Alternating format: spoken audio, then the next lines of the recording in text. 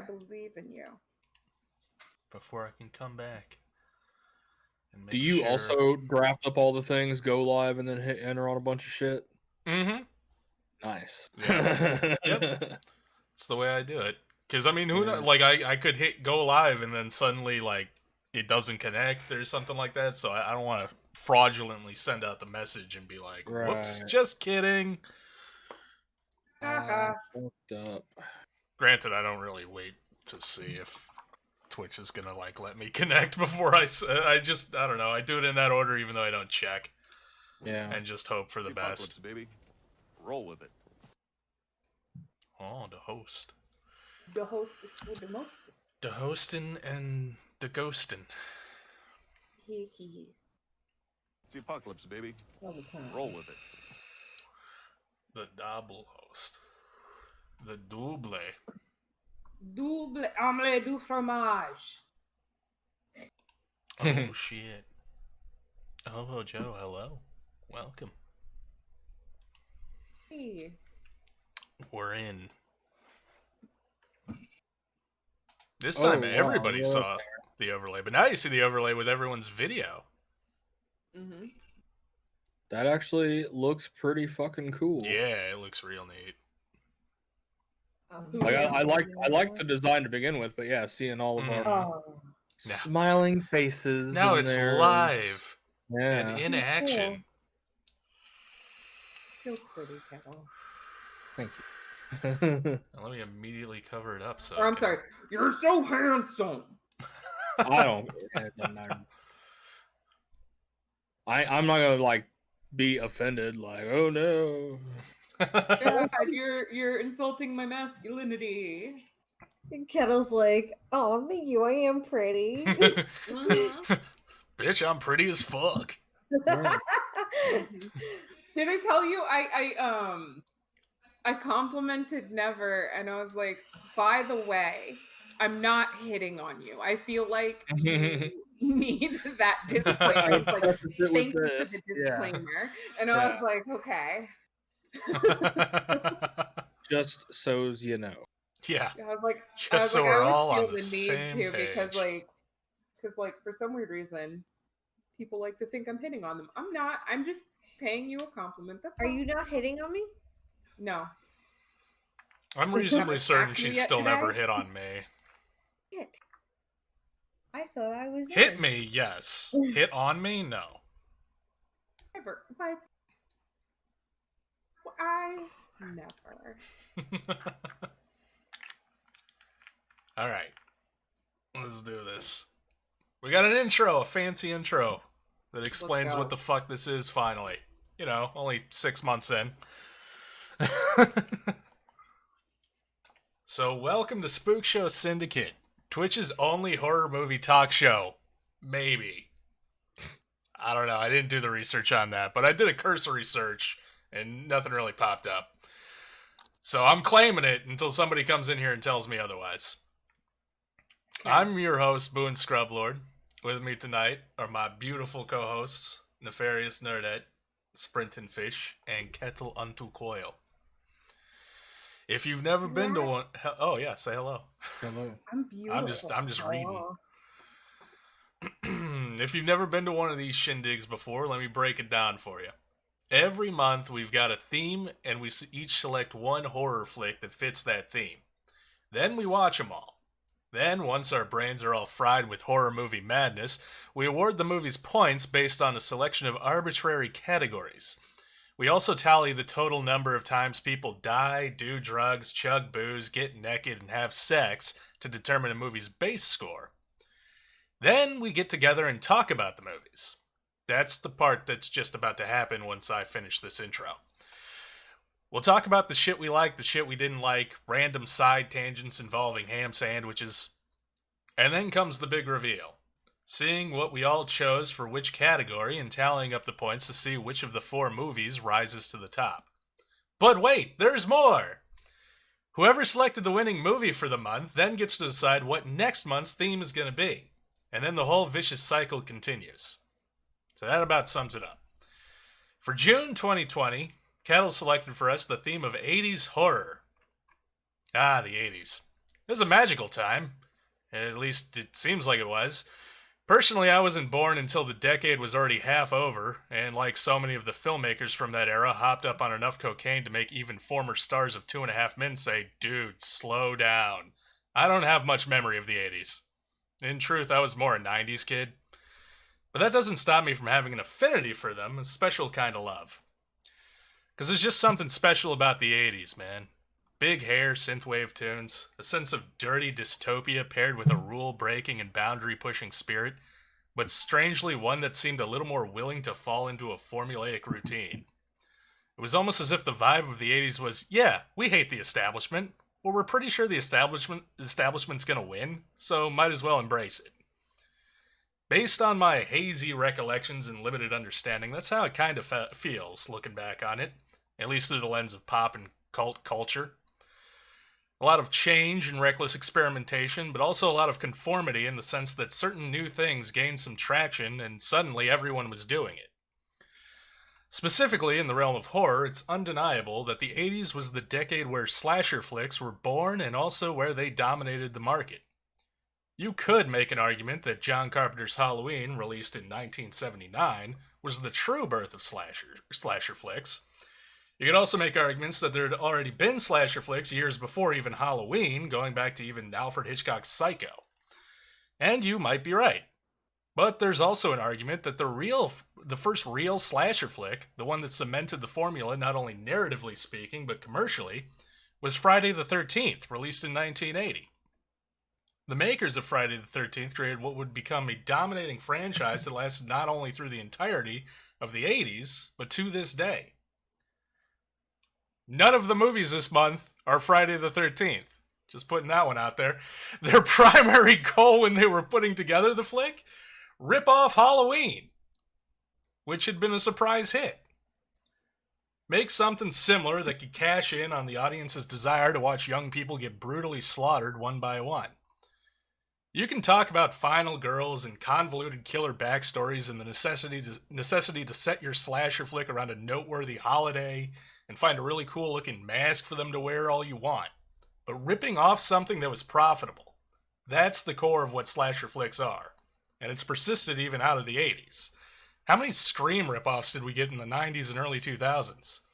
Even more modern slasher flicks making an attempt to pay homage to the 80s originals are basically just ripoffs of those 80s originals. That's not to say there haven't been dozens of creative entries into the subgenre. Despite the basic profitable formula, all slasher flicks aren't created equal, even if, from a cursory glance, you might be hard-pressed to tell a lot of them apart. Anyway, that was a lot of words about slasher flicks, and the theme of the month isn't even about even slasher flicks. It's general 80s horror. Oh, we've got a slasher flick in the rotation, but it's just the one. And I'd say the rest are good representations of the other side of the 80s. The less formulaic and weird side of the 80s, which makes that decade so fascinating. But I already spent way too much time going on that slasher tangent, so let's just get into announcing the movies. From 1981, we have Possession, a French West Germany co-production that shows the true horrors of a collapsing marriage when a wife discovers the true bliss of tentacle sex. Also from 1981, we have The Evil Dead, where a group of young idiots decide it'll be fun to spend a weekend in a dilapidated cabin and play recordings of a demon summoning rite, no matter how horny it makes the trees. From 1986, we have From Beyond, based on H.P. Lovecraft's short story and made by the people who gave us Reanimator, where an unhinged scientist, his therapist, and a cop decide to get into a spooky old mansion and start tickling their pineal glands until everything gets sticky.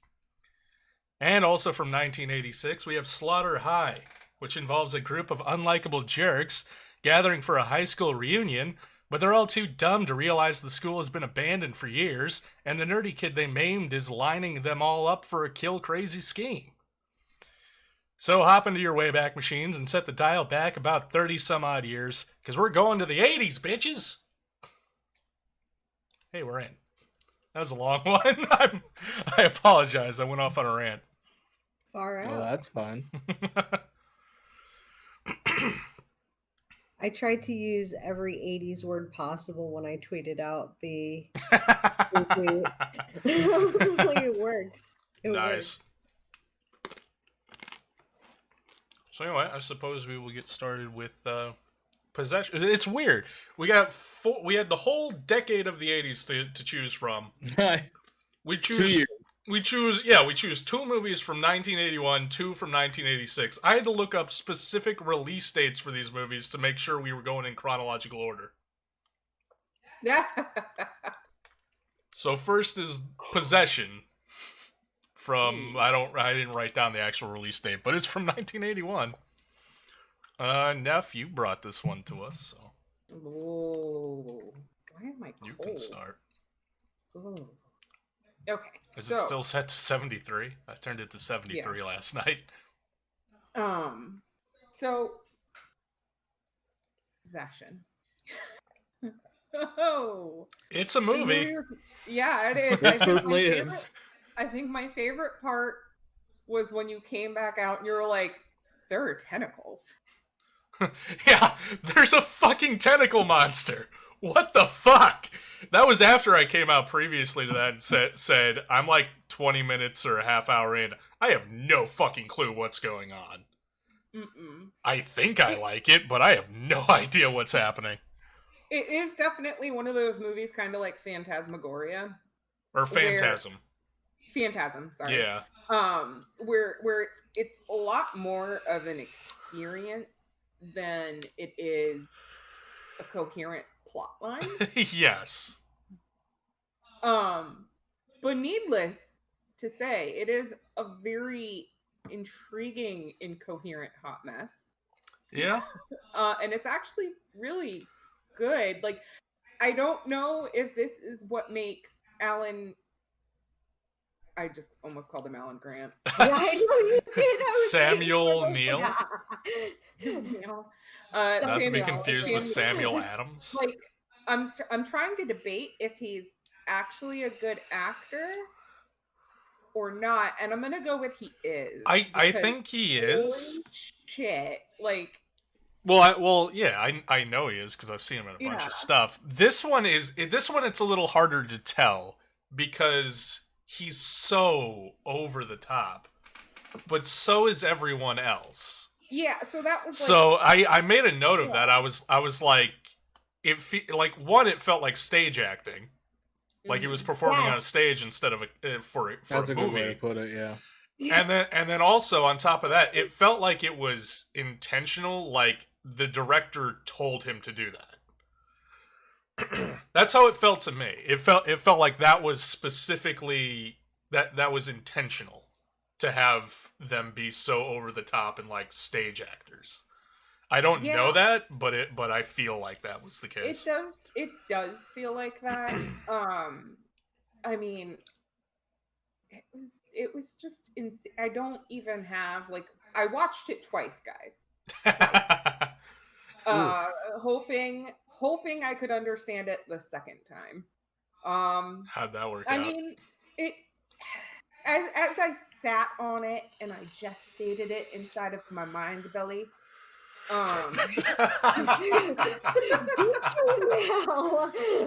Interesting. In my mind belly. Were there tentacles involved? Was there an octopus man? Octopussy? No, that would have been in my mind belly. That would have been if they had gender flipped it and Sam Neill was the one having the affair. Yeah. But so it's very clearly the dissolution, like it's an over the top representation of basically a husband finding out that his wife is cheating on him, and like the worst case supernatural horror outcome. Like he got impregnated with devil seed basically and had a miscarriage, and bam, there's the tentacle. Or did she? Because I think that was all metaphorical, because she's going off on some insane tangent about chance and hope or whatever. Like Sister Chance and Sister Hope, and Sister Hope died, so all she had was Sister Chance. So I think it was a might have been a metaphorical miscarriage, or maybe not. Who knows with this fucking movie, really? No, and like, what's up with the clones? Yeah. What? There's clones in this movie, apparently. Like, it's also almost body snatchers. Can I answer this now or wait for my turn? If you, yeah, you can. So I absolutely, first of all, you took the words right out of my mouth. It was a play. And I wasn't surprised to find that it had an occult following. And I really do feel like the duality there was that she was giving up. The whole reason the clone of her existed at the very least was her giving up her good side so that whatever that thing was, that evil thing that wanted the sinning side of her could keep that part and the rest of her could be happy with her family. Maybe. There's a lot of weirdness in this movie. Like, there's a lot of room for interpretation. There's a lot, yeah. This is why I think where's the note? I made a note. I'm like this is the weird interpretive fucking movie. Kettle's gonna hate this one. Boy, how did you know? I had a sense after your reaction to certain other movies we've had on the show. I didn't know it was going to be an interpretive movie. I picked it because no, it's good. Weird. I'm glad. I enjoyed it. Yeah, 3 out of 4 ain't bad. I loved it, and I absolutely got into. Give me something so I can overthink about, and art movies that have cult followings. Best thing you can give me, because I'm I would think about a lot within the visual that it's giving me. So I enjoyed it, Neff. I'm not worried that it was. I just feel bad for Kettle. Kettle's like, why am I even doing this anymore? It was really only that bad for me because I had a headache and the bitch would not stop screaming. Dude, it's oh like the my kid god! There's a lot of screaming. Yeah. Oh man. Yeah, I wouldn't have minded it as much without that because incoherent plot line aside, it had some in my opinion, it was mostly just funny shit. But first of all, there's a child named Bob. Can we start there? Oh, if you like children named Bob, we're eventually gonna have to get House by the Cemetery on the show. There is a kid named Bob. You're gonna hate Bob. Don't they start out when they first spring up out of the earth? Aren't they start out as Roberts, and then as they get older, they turn into Bobs? And then by the time they're old men, they're just B. Yeah, that's old Mr. B from down the road. That's old Mr. B. Yeah. He likes to chase rabbits with his old B. And then, oh yeah, the quote that I had when he was talking to Heinrich, I believe it was. Yeah. When he said that he's got his yin yang balls dangling from his Zen brain, and that gave me a pretty good chuckle. Dude, Sam Neill, Sam Neill spends a lot of the movie going through weird shifts, weird emotional shifts. But I think my favorite iteration of Sam Neill is where he finally decides fuck it and just becomes incredibly devious, luring Heinrich into the bathroom to stage a suicide. I was like, what the fuck? Well, it went more beyond that, because he lures Heinrich to the apartment where he knows there is a threat to get him killed, and when that fails, he finishes the job by staging a suicide. I was like, this man is an evil genius. It's amazing. He was so angry. But he was so calculating about it. I mean, I don't blame him, honestly. Yeah. No, and I think my favorite part was when I posted it in our chat where I said, hey, who told Samuel he could smile like that? What part of the movie was that from? So when the guy comes to see him, because he can't get in touch with her. Yeah. I couldn't remember his name. He couldn't get in touch with Anna, and he was like, where is she? And that's when that's when he starts being devious, and he's like, this is her address, you should go see her. And he It'll be smirks. cool. She needs you, Heinrich. She's just And waiting for you. he smirks, and it's just like, oh my god, why are you so cute, Sam Neill? You're adorable. Also, this movie gave us Sam Neill ass. It did. Yes, it did. Almost Sam Neill dick. That, Neffy. We almost got Sam Neill welcome. dick too. I actually rewound to see if we got a quick flash of Sam Neill dick. We don't, unfortunately, but it was close.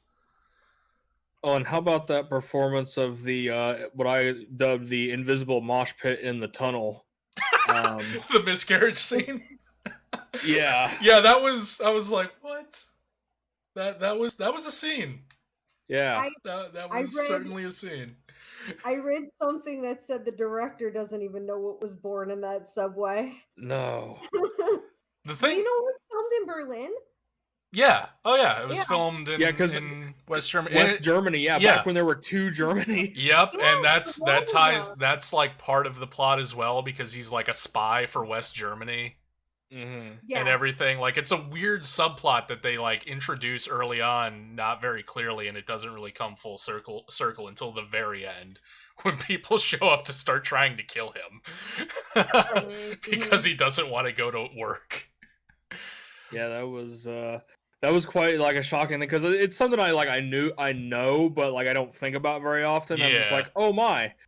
And actually, speaking of the Germanys, I did, as usual, like kind of look at the Wikipedia, look at some of the people. The guy that played Heinrich literally fought in World War II for the Nazis. What? He was in the Luftwaffe. Oh, no. I'm not even kidding. What the fuck? Story, like did he deny when he was acting, or? It wasn't super detailed, but yeah. You know what?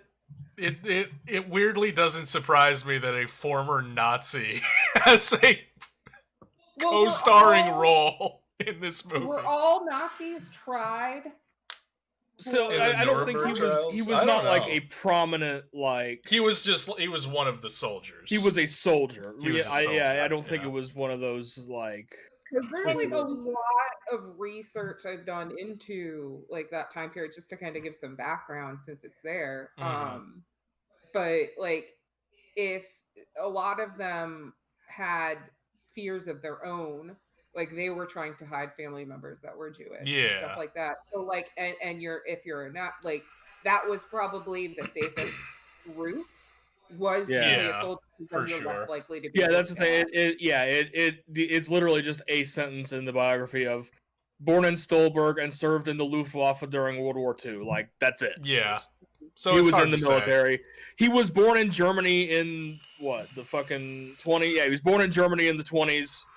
It's like, yeah, you get of course, yeah. You know, I just more of a, like when I was looking, I was like, are you fucking shitting me? Like, yeah, that's crazy. I have another unfun fact for a movie later on as well. I think it should be one of those, like, maybe I should find an unfun fact for everyone. Go for it. I'm in favor of this. The not particularly fun fact I have for this movie, and it should come as absolutely no fucking surprise to anyone who's seen it, is that the writer-director, when he was writing this, was going through a very messy, painful divorce. I saw that as well. On the watching the movie, you can't tell. No. Like it's not clear at all that he was going through that. I also, part of the, like, I don't, when they're examining the film and the writer and how they write it and everything like that, they were also saying that it was part his divorce and part of his feelings on the separation of the two Germanys. Yeah, that definitely comes through as well. Itself. Yeah. So it was pretty cool. It was pretty deep. I liked it. I really did. I mean, I gotta tell you that I inadvertently remade this movie in Sims because you made a Sam Neill and a weird psychotic wife, and then you gave the weird psychotic wife a tentacle monster to go bang. Well, let me tell you. So I had a lady in Sims who would bring people over. She would invite the men of the Sim town to come woohoo with her, and then she would make food, bring it into the garden where the cow plant was, and lock them in after they came in to get the food, and the cow plant would get fed. So yeah, it reminded me a little bit of Hellraiser too, in that respect. Like how the wife is like in this weird, dilapidated like apartment type thing, and granted, she's not luring men in to feed the creature, but like men keep happening by, which she seems reluctant-ish to kill and feed to the monster. Like that felt very Hellraiser to me. Although this is prior to Hellraiser by a few years, I think. I felt like it was trying to be The Exorcist, but more gritty, if that's possible. And with a little bit of Little Shop of Horrors. Yeah, I can see that. Again, yeah, with the Hellraiser motif of feeding things to this weird creature that only she knows about. Although I gotta say, the PI, I was losing my mind at the PI. Oh yeah. Because he was so terrible. Like, it's one guy, he's obviously following her, like, to the point that, like, she might not originally know someone's following her, but she very quickly picks up on the fact that she's being followed, and then he makes it even more obvious that he's following her. I'm just like, this guy is as subtle as a sledgehammer to the face. Like, Sam Neill's paying good money for this service? Like, he should get a refund. I love the, like, he's following around, going up the stairs, and she goes to his door, and he's like, I'll just keep going up these stairs. Yeah, and he's, like, right on her ass. He's, like, 3 steps behind her. It's like, it's clear you're being weird and following her. And then sits there in flop sweat, panting on the stairs. Yeah. Like, oh my god, you're Because creepy. he's been running to stay 3 feet behind her for, like, 2 miles. He doesn't know anything's up. What are you talking about?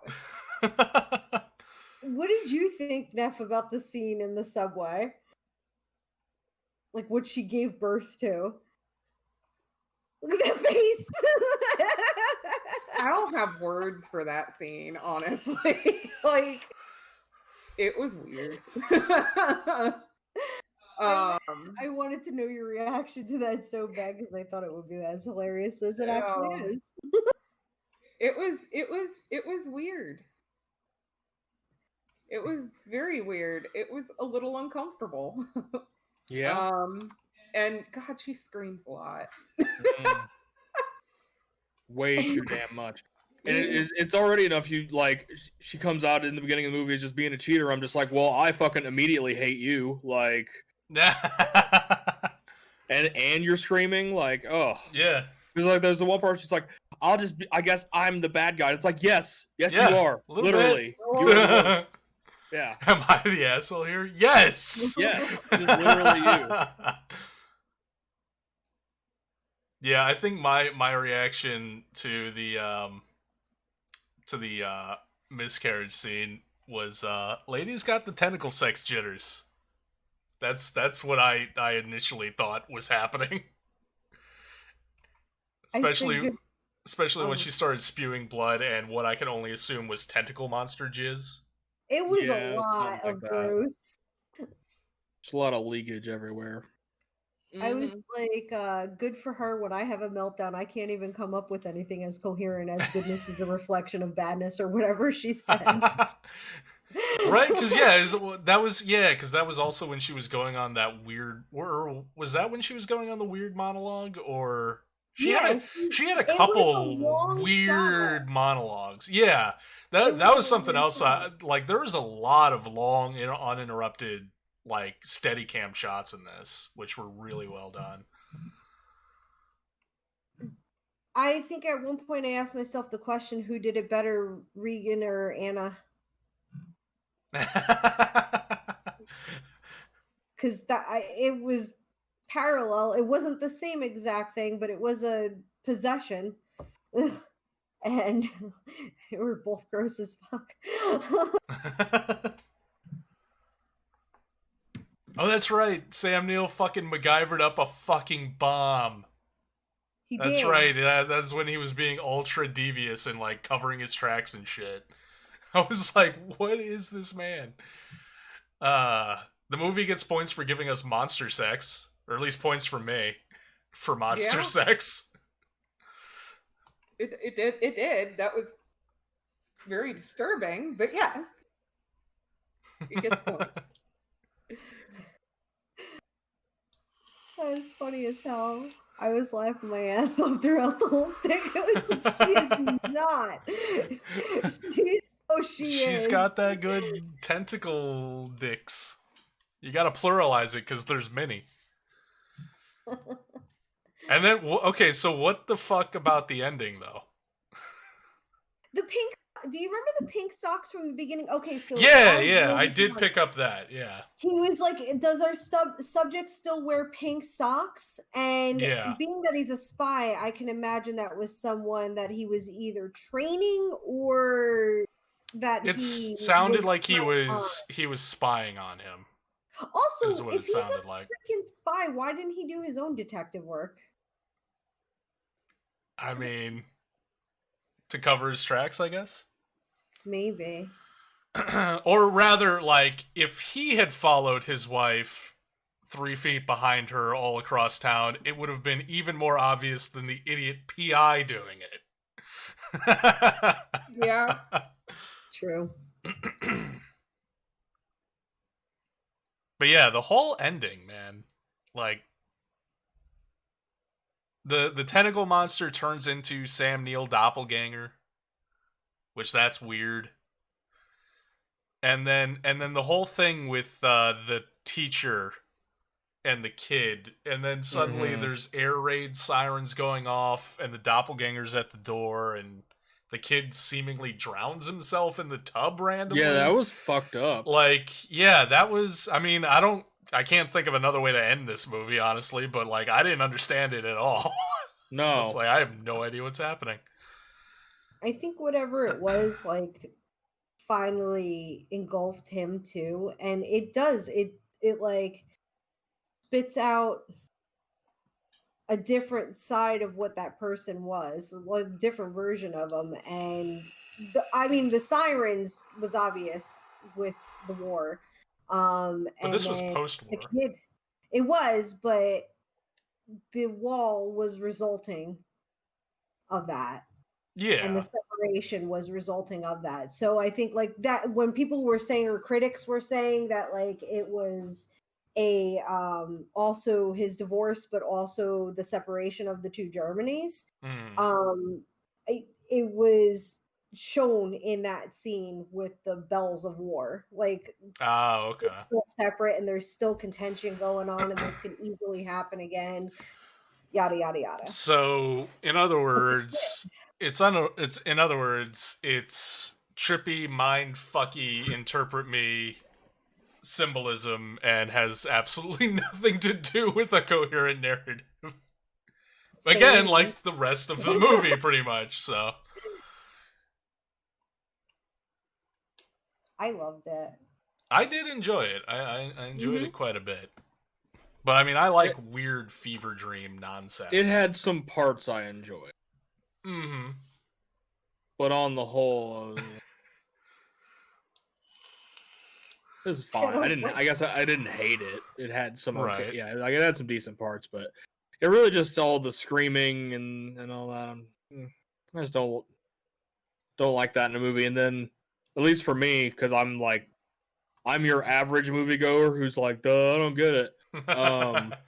When I'm like trying to figure out, and it's one of those movies that like doesn't have like a coherent thing, I'm just like, all right, well, okay, I'm just gonna watch it. Like, yeah, read some shit about it later. Tell me what to think later. Yeah, tell me what this is supposed to mean. I'm so fucking bad at symbolism and shit. Like, oh yeah, same for the most part. I just like give up on trying to interpret it, and I'm just like.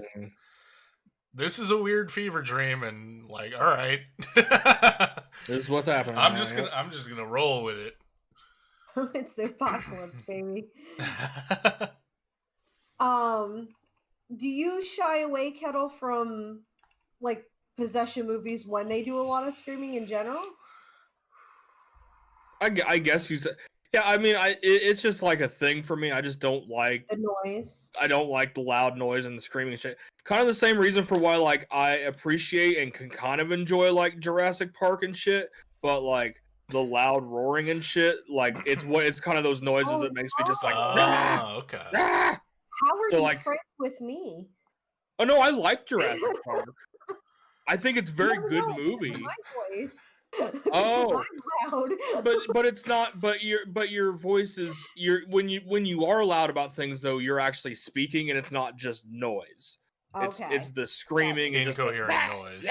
Yeah, it grates me something awful. Well, if it's any consolation, the dinosaurs are speaking too. You just can't understand them. Yeah, I'll give them that. Yeah.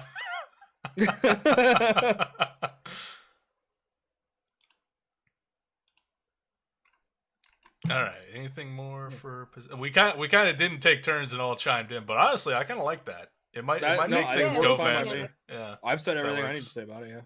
Yeah. Mm-hmm. All right. The Evil Dead, which was Fish's pick.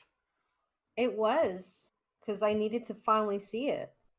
Yeah. And horror classic. Raimi and Campbell did a really good job at creeping me out.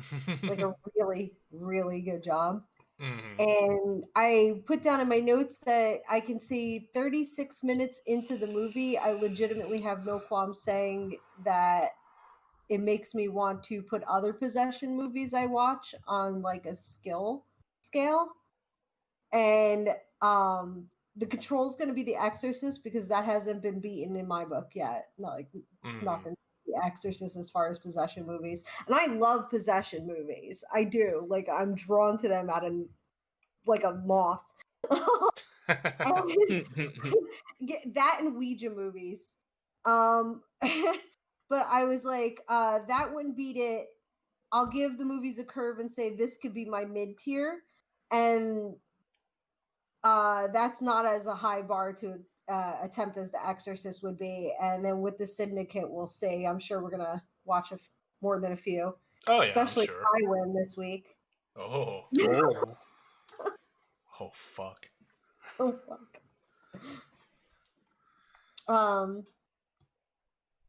Linda's adorable, even as a creepy possessed lady. The laughing, not so much. I was freaked out. Linda was Ash's girlfriend? Or his sister? No, Cheryl was the sister. Cheryl was the sister, yeah. Linda is adorable. The music too. I really love this movie because the music was really symphony worthy. Like I would put this up there with like I want to see this in an auditorium with like I want to see like a Lord of the Rings symphony or a Jurassic Park symphony. This is this is Evil Dead symphony. Weird, like for dude. Considering like how low budget it was, like the amount of production value they managed to cram into this, like from the music to the effects to the camera stuff and even like the acting and everything like that is pretty amazing. Was it low budget? It was this was like the first it wasn't the first movie Sam Raimi had made, but it was the first feature length movie Sam Raimi had made. So yeah, they didn't I don't remember what the budget was, but they didn't have a lot of money. I'm gonna just spoil it right now. The majority of my notes for this is just Evil Dead trivia because I've seen this movie a bunch of times. I've watched the commentary tracks on it.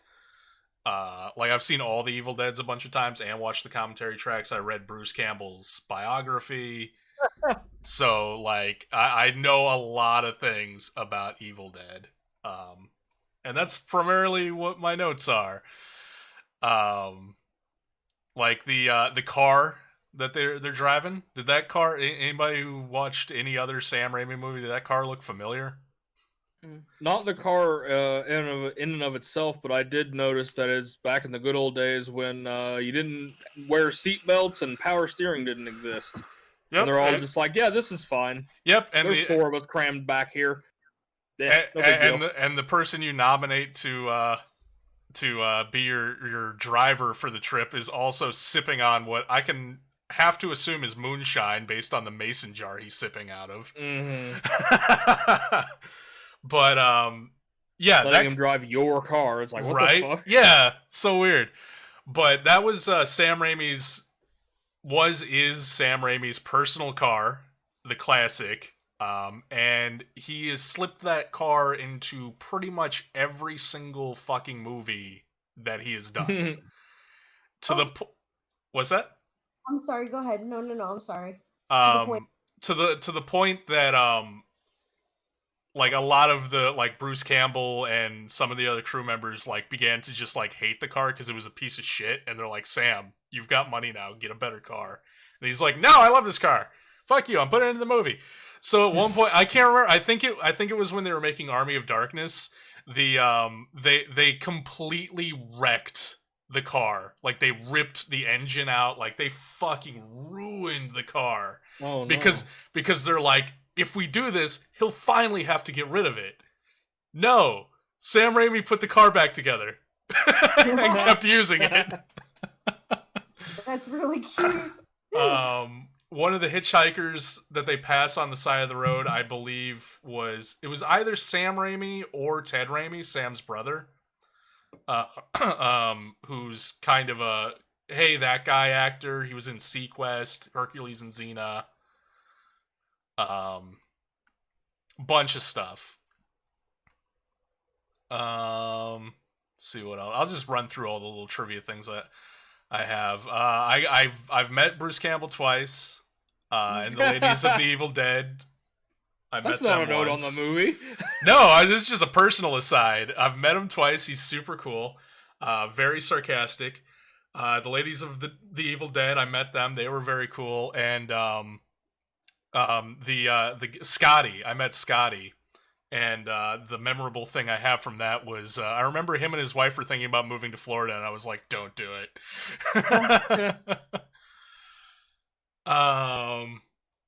Hey, about the car. Yeah. It's a 1973 Oldsmobile Delta 88. It's the Delta, yeah. The car was originally bought brand new by Sam Raimi's father in 1973. Mm-hmm. That's so well. No wonder he didn't want to get rid of it. It was his dad. It's cute. All right, more actual trivia. Did you guys notice the Hills Have Eyes poster in the cellar that was all torn up? It was kind of like on the wall in the background. Okay, well, there's a Hills Have Eyes poster that's all torn up in the cellar. Wow. But it gets so much deeper. Like this is career spanning filmmakers fucking with each other.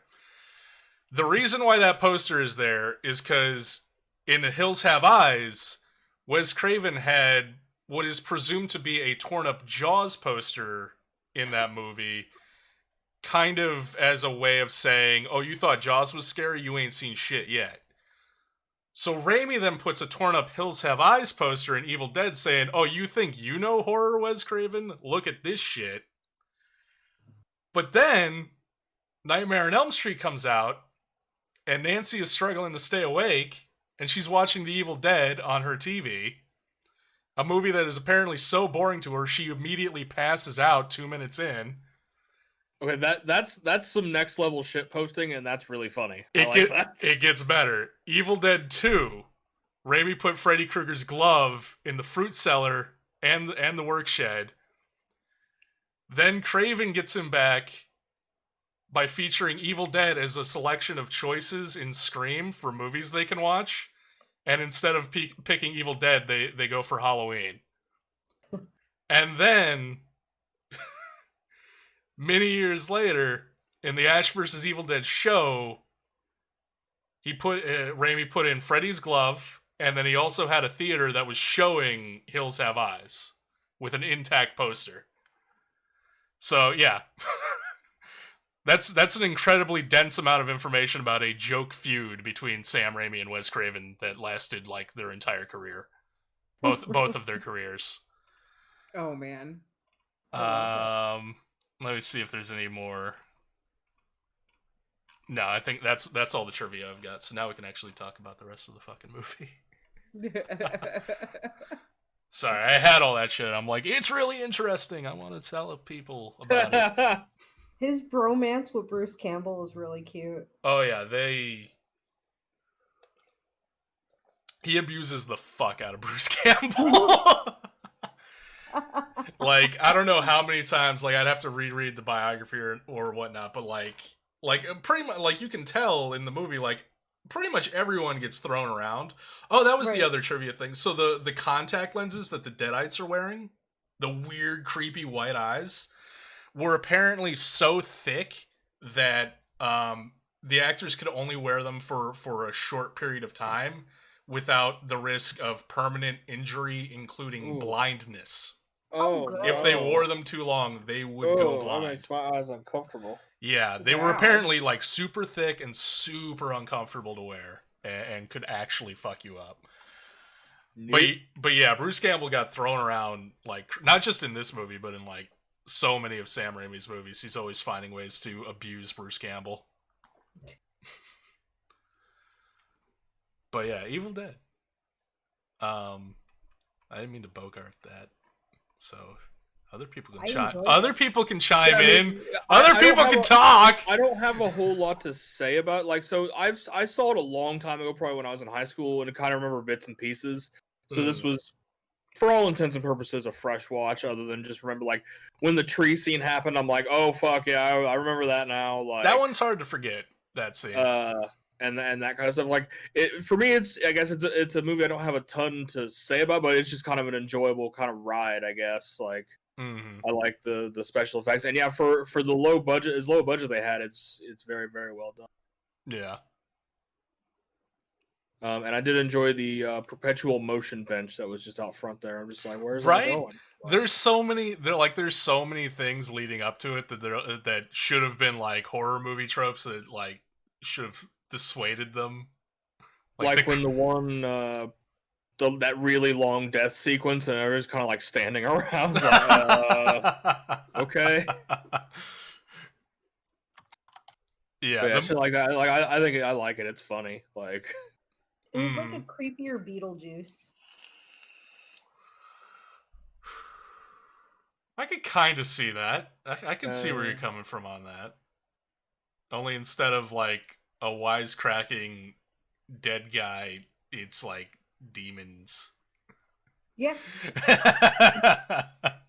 Demons that really, really want to swallow your soul. That's what makes it creepier. Yeah, because the amount of crazy shit that happens in that movie, like, it happens so fast. Like, from the start, you got like the weird things zooming through the woods, the near miss with the truck, the bridge nearly collapsing, the swinging bench thing, the dead animal bones and chains strung up all over the place, the clock pendulum that just suddenly stops like time is freezing. Right. Creepy ass wind with eerie voices. And that's in the first 10 minutes. In the first 10 minutes, all of this shit happens. And they're still in this fucking cabin. Oh, man. Also, that's why I want to watch it again, because like I feel like there's so much more that I missed the first time I watched it through that I need to go back and like see it like 7 or 8 or 9,000 more times. Right. Really there's a lot. There's a lot and it all happens because that's like the Sam Raimi style, like shit just happening so fast and moving the camera around a whole bunch and shit like that. Like, not so much that it's incoherent, but enough that it's a lot on your senses to take in. Right. Oh, yeah. This also was me taking an opportunity to once again bitch about Scream's formulaic bullshit rules and how they don't actually apply a lot of the time in most horror movies, such as Scotty going off by himself and saying he'll be back in a minute, which are 2 rules that should guarantee him death according to Scream. And eventually he does die, but like it should be immediate death according to Scream. But he's fine. Right, he's fine. It sets up a fake out jump scare, but he's fucking fine.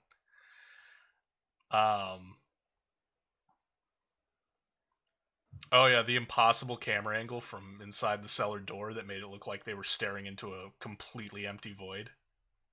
Like, there's a lot of cool camera work in here.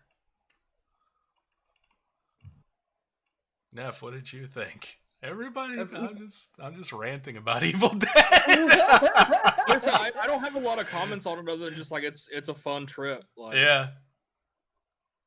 Also, Ash and his dimples are the sweetest thing around. Bruce Campbell's so cute. He definitely has a bit of a Mo from the Three Stooges haircut in this one, though. That may have been intentional. Sam Raimi and Bruce Campbell love the Three Stooges. There you go. Yep.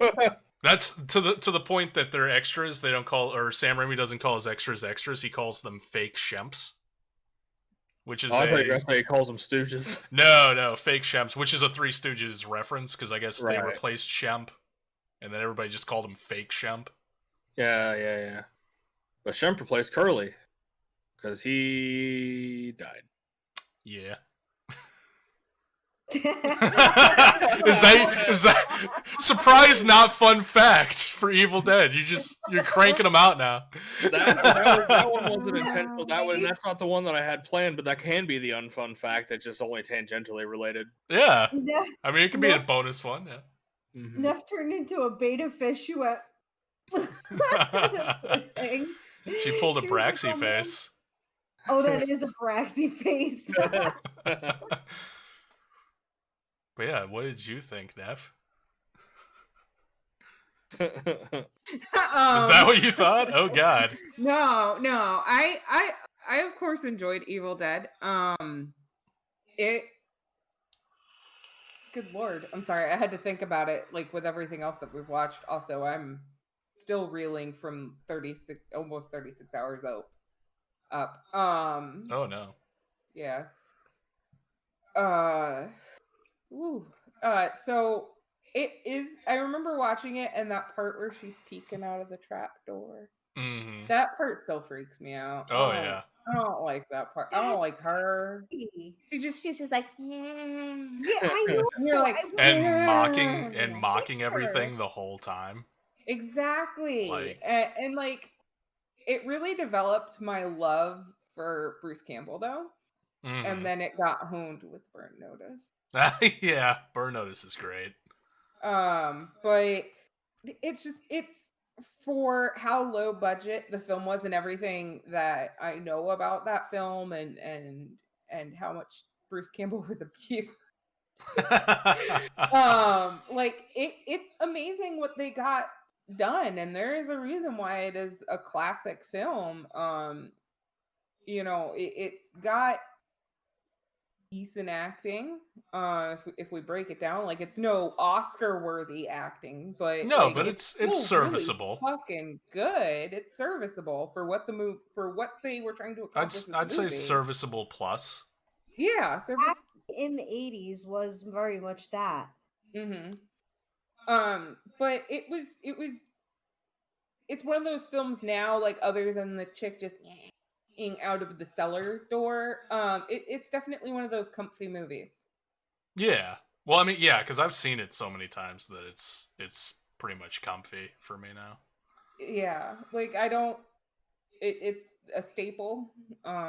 If you haven't seen it, what are you doing? What's wrong with you? What the fuck is wrong with you? I watched a lot of movies. I can't even say I wasn't busy without watching movies. I know you weren't. But no, I can't even speak because before Boone, I hadn't seen like, anything. I was dizzy. Yeah. I've never seen that. What? I've never seen that either. Are you fucking kidding me? But I'm sure there's a good bit of movies you could say that about me with too. What?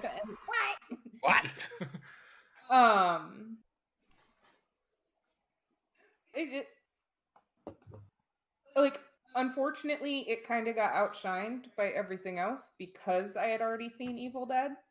Mm-hmm. But that doesn't mean it's not still like a fucking amazing film. Yeah. And not outshined like they were better. They were just newer, and fresher. Yeah, whereas I've seen Evil Dead, but like it's a good movie. I give it a solid potato out of potato. What's taters, precious, eh? Yeah, taters are precious, especially if you consider Gray. Gray, where are you? Can we She's boil gone. put her in a stew? No. Oh. I don't know. Can we fry up your fingers? The horror movie. No, you leave my potato cat alone. I like how you guys took my Lord of the Rings joke very seriously. What? Humor is serious.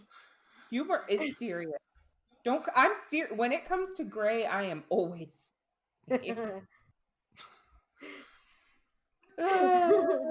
least serious cat in the world.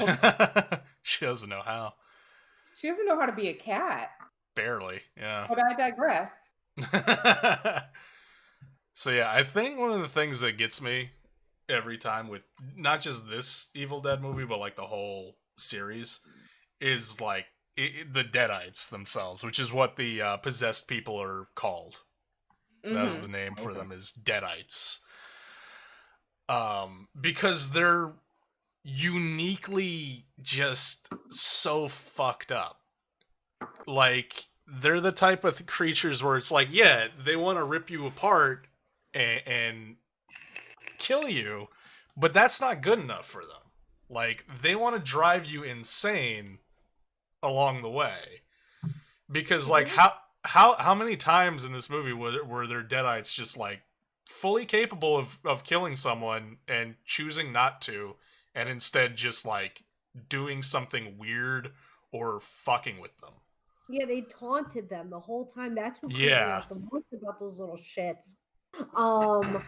It's just like they figured out, they were really calculating, and they watched exactly like what buttons to set off, and it was like they were siphoning off what the person they possessed knew. It seemed like a little to me, and like that's where they found the little soft spots that they could poke at with the other people who weren't possessed, and it was just like that kind of mind game. And like that, and their gleeful approach to just like mutilating themselves in front of especially in front of an audience, like cutting themselves up, like just doing terrible damage to themselves because they know that the body they're possessing means something to the people still alive. Exactly. This is what I love about possession movies, okay? So I don't mean to bogart either on this, but like I went off for a while, so please. And I'm likely to go off again, so yeah, please do. a demon a demon is supposed to be just that. Like, they want to do they do everything that is wrong, or what you perceive as wrong and disgusting, and they're doing it all to put on a show because they know it's hurting the people that are living. And they're all about pain because they are pain, and and that's my favorite part about it, but it's also the part that freaks me out the most. I think it's one of the scariest things that I can ever imagine, I think.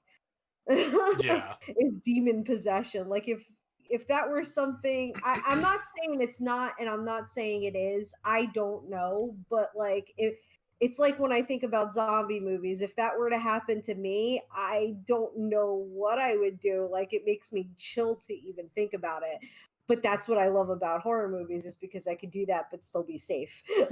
Right. So that's my ramble. But yeah, even to the point, and I think as many times as I've seen this, I don't think I ever caught it previously, but when Scotty is chopping up Deadite Sherry, his girlfriend, and she's like writhing around on the floor screaming, she's screaming, "No, you love her," to get him to stop.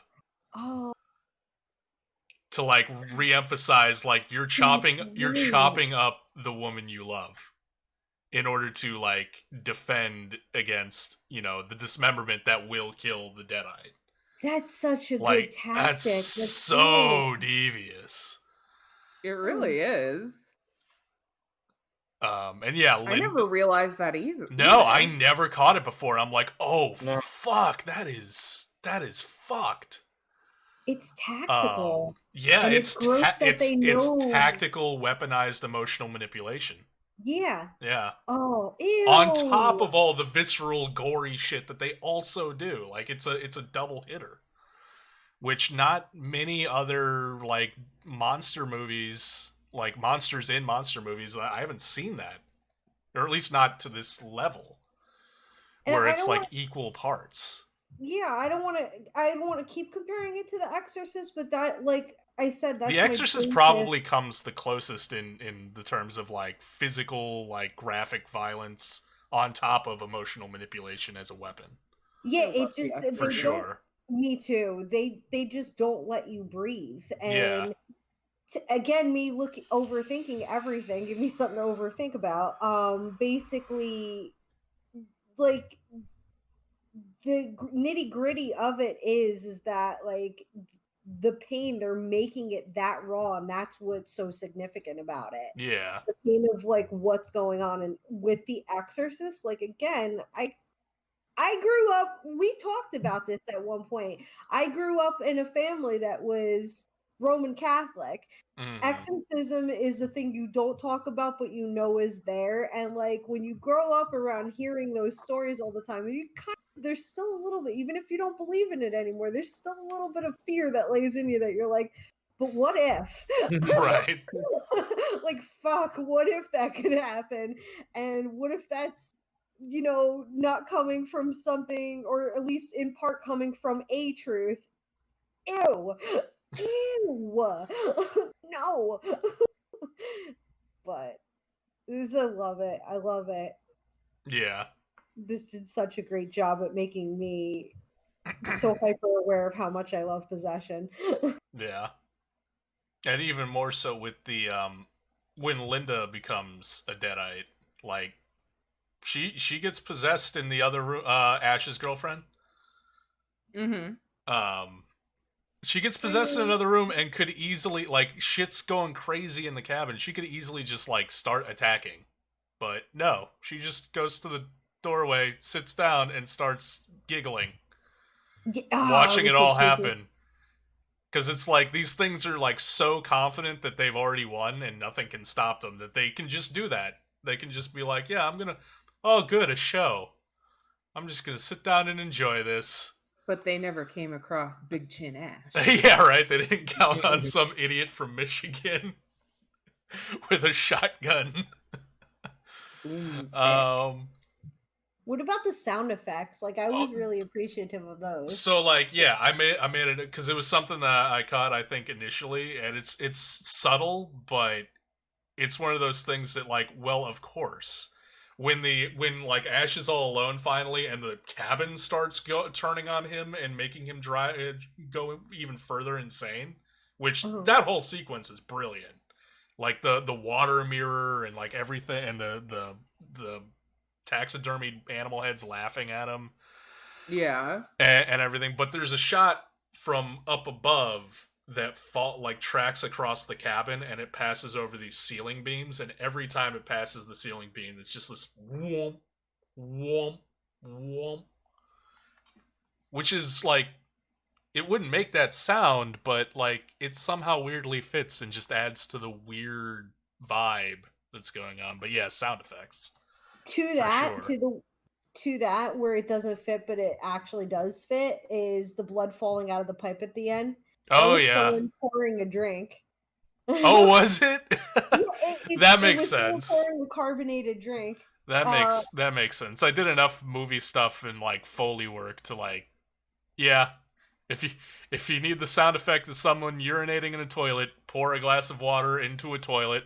If you want to simulate the sound of someone's neck breaking, get some celery and crack it. Yeah. And I think I put in my notes a carbonated drink, but it's still hitting the spot. Good old carbonated blood. My favorite kind. And then yeah, the finale with the stop motion effects on the decaying deadites at the end, and the book, like that was just gorgeous. That's what made me think of Beetlejuice. Okay, I can see that then, because there's okay. stop motion with the sandworm and stuff like that. Yeah, but again, like stop motion, like it's a process that is regarded as very painstaking, slow to do, and costly. Oh yeah, I would never ever want to fucking have to do that. Oh God, so no. tedious. Yeah, but somehow they did it, and they did it like really fucking good. Right. I think stop motion is cool when it's objects, when it's bodies and moving forward or backward or any direction is terrible because You mean like Wallace and Gromit? No, because Like, Wallace and Gromit is more. Well, I don't know. I can't speak for Fish, but like I think I know what she's that's more saying. claymation, but it uses Clay's stop more motion, claymation. but it's more like, I guess for me, Wallace and Gromit is cartoony. So, but like something that's meant to represent like this is an actual human being. It gets very and they do uncanny the stop valley. motion. Well, Neffy knows how I am about like the way. Well, you do too, but I don't like bodies moving in directions they shouldn't move at all. Right. And when they do stop motion, that's like a part of a body moving, and I don't like. No. Hey, listen, just because you can't move your body that way doesn't mean that it's unnatural. Yeah, God. just be a gymnast. My God. Might be natural, but don't come near me with that. Especially fast. But yeah, that's Evil Dead. Very good. I enjoy Evil Dead. Evil Dead is good eats. It is very good eats. Good eats. It may not make you very hungry by the time you finish it, but it's still good eats. Yeah. Oh my God. Oh. Trap Hustler. It's T to the R to the Thank A to you the for P the to the H to the raid. U to the S to the T to the L to the A to Nikita the 1 Nonsense, to the 0 to the thank 1. you for the follow. Woo! That is perfect timing, Trap. That is perfect timing. That was a perfect segue because we were right between movies, so there was time to actually say hello to people in chat. It works out well. Yeah. He better say hi. Okay, there we go. There we go. How you doing I was tonight, about to say, Trap? if he doesn't say hi to my multiple traps and spelling out his name, How are you doing tonight, Trap? How was your stream? How was Last of Us Part 2 without going into spoilers? Yeah. I've heard Last of Us Part 2 is amazeball.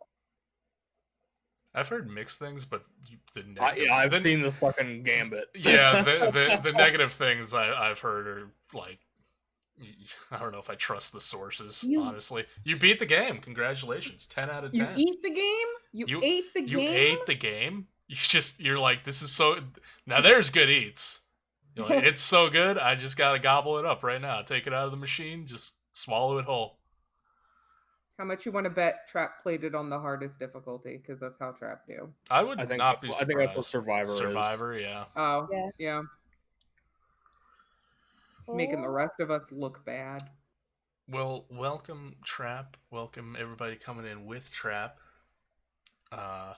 Welcome to the Spookshow Syndicate, a horror movie talk show thing that we're doing. We're doing 80s horror movies, which we watched 4 of, and now we're discussing them, and later on we'll be ranking them based on arbitrary points. We just finished talking about Possession and The Evil Dead. And we're just about to get into From Beyond. So if I'm not verbally responsive to chat, pay no mind to it. I'm not ignoring. Just keeping the conversation. No, I keep an eye and I'll respond via text, but just to keep the conversation flowing and everything like that. That's usually how these shows work. But you came in at a good time to take a little break and say hello. Hello. Although we are also at the halfway point, so I suppose I usually ask if anybody needs bathroom break or beverage refill. I'm okay at the moment. You just got rated, so I don't want to be like, let's start to a break. Like, yeah, I was like, I was about to call for the break potentially, what about but before then scoring? What's that?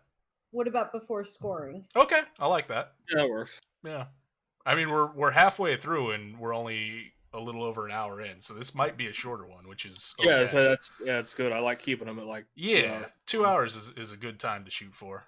Yeah. But anyway, let me pull my notes back up. From Beyond, which was my choice. So I guess I'll start things off. So this was a movie, like, I've been hearing about it for years.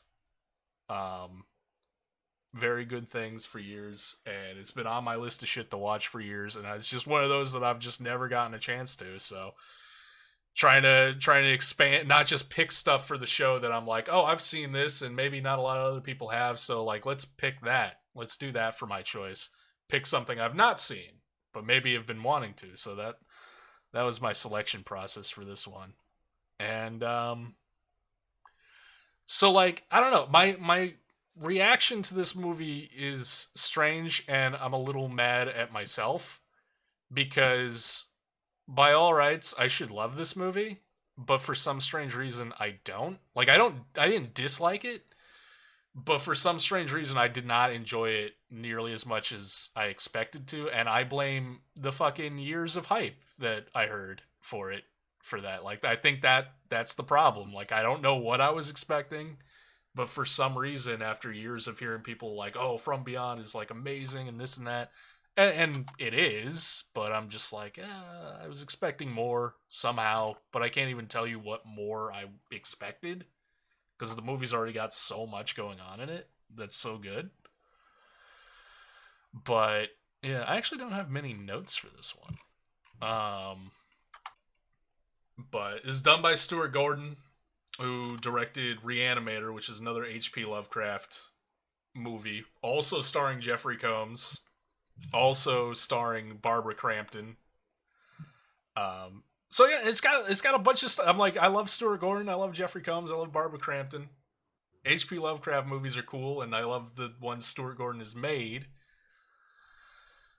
But I don't know, something didn't land, and I think I need to rewatch it to really, like, I think if I rewatch it, I will like it a lot more. But I did like how when people got their heads bitten off, what was left behind was like a fleshy drill bit. Yeah, it was all like twisty. Yeah, it was like the head was literally just twisted off. Like, that was very cool. And then in the beginning, when that little dog's running in, like, I'm gonna get free eats, like, right? I was like, uh-oh, are we getting a dead dog in the first 10 minutes? I'm like, shit, I'm gonna have to warn Fish. We're gonna have a freaking dead dog here. Ah, fuck. But no, the dog lives. The dog lives in From Beyond. He's even there at the end. I would have taken my dog with me, lady. That's how I know you actually are disturbed. You can't leave Bunny to all that and then worry about the pooch as an afterthought. Yeah. That lady was ridiculous. Bunny was cute. I like the fact that the spooky old house, Pretorius's house, is the address is literally 666. I know. It's very prominently displayed. I'm like, really? It's a little on the nose, but okay. Can we talk about that lady, though? That lady in the beginning, the old nosy neighbor. Mrs. Kravitz. You said to call if there was a disturbance. Well, I'm disturbed. I'm disturbed. Maybe that was part of it. Like, it really rides the rails between like serious horror and like just absurd campiness. Which, granted, so does Reanimator, but for some reason I felt like it worked better in Reanimator than it did in this movie. And like the weird visual design, like all the bright colors, like it looks cool, but I'm like, it felt like a weird pastiche of like a bunch of different shit that didn't really coherently go together, and somebody just slapped it all together. It was a Lovecraft story. Yeah. Yeah.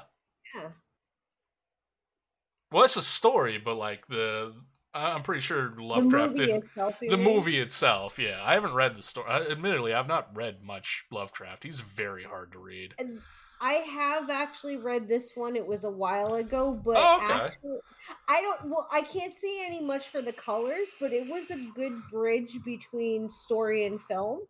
Right. They managed to elaborate the way. So in the book, Tillinghast is actually the doctor that you see in the beginning, the creepy doctor into BDSM.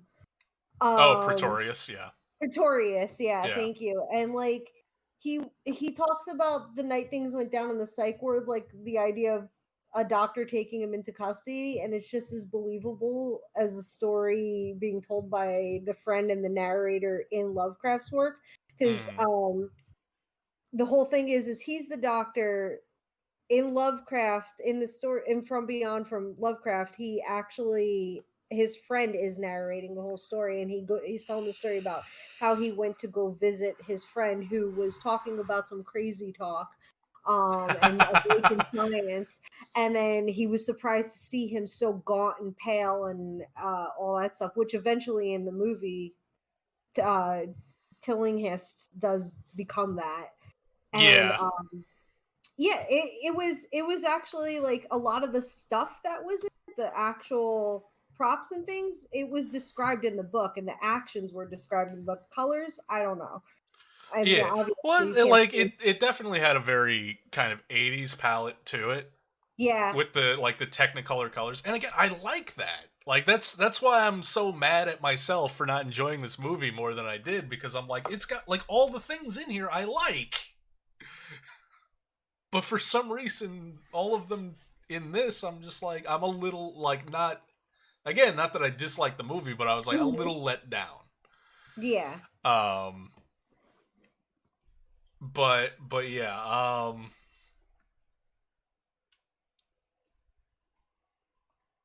shit, there was something I was gonna go off of there that I can't really remember. I liked how, like, 5 minutes after Barbara Crampton's character gets molested by an interdimensional monster and almost gets her head sucked off, she wants to immediately turn the machine back on. Which I guess is probably ridiculous. Yeah, like I guess that was like maybe the corruption of the machine already like manifesting, but like it was just very goofy. Where she's like, "We have to turn it back on." I'm like, "Are you insane? Do you not remember what just happened?" Also, I want to know where the fuck she got that bomb at the end.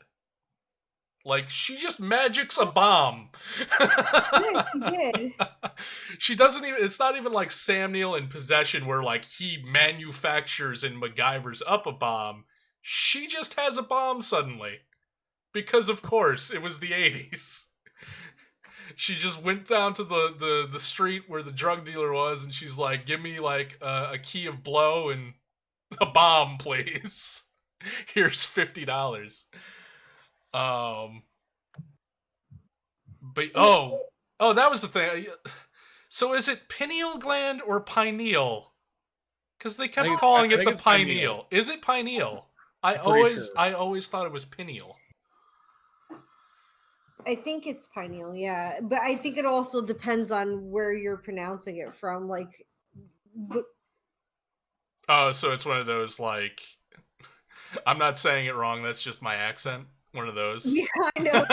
Yeah. Like in England, they probably call it a herb, and right. in the pineal would be something from there. Like it is. I've always known it as. It's like pineal is like the English way of saying it. Yes, the more formal way. But none of the characters are English. No, they're not. Like, I can imagine, like, in the original source material, probably, like, or at least, like, New England type That's area. what it felt like to me, yeah. But, yeah. Maybe. I don't know. It was just, because They say pineal a lot. You could get absolutely wasted doing a drinking game just taking shots when they say pineal, and you would be blitzed halfway through the movie. So it kept. I'm like you're saying it wrong, or maybe not. Maybe I'm the wrong one here. None of them are British, but also the From Beyond itself didn't turn into a softcore porn like this movie did. Oh, again, like it was so awkward, but at the same time, yeah. Any excuse to put Barbara Crampton in that outfit, like, yeah, I gotta give the movie a pass for that one.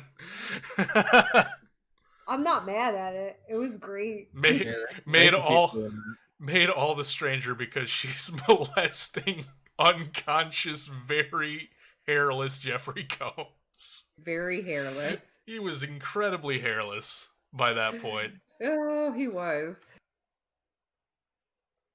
Good lord. But yeah, the effects were real good, for sure. Oh, I love the effects. Like, they're very, very, like, again, there's, like, I can talk a lot about all the shit that I really enjoyed about this movie. And they're like when their little third eyes open and the little gland comes out, like, ooh. Their little head penis looking thing. The effects were really good. Proboscis. Or is it proboscis? And then just like the way their pineal. I think it's proboscis. Yeah. The way he just eats their brains through the eye sockets is like, ugh. It's slurp, slurp, slurp, slurp. And that was something I had written down. It's like, damn man, like, how hungry are you? Like, how many brains do you need to be full, or is it just like a constant, like, oh, there's a brain, I'm gonna eat it? Like, I ate him. What's that? Oh, I ate him. Oh, I ate him. Yeah, like Bubba was hands. I'm sorry. Yeah, that's what she said at the end of the film when she falls and breaks her leg or whatever. Oh, no. She says it ate him, which is the same thing. Is the same thing Jeffrey Combs says when they come in and arrest him at the very beginning. Oh, that's right. Yeah.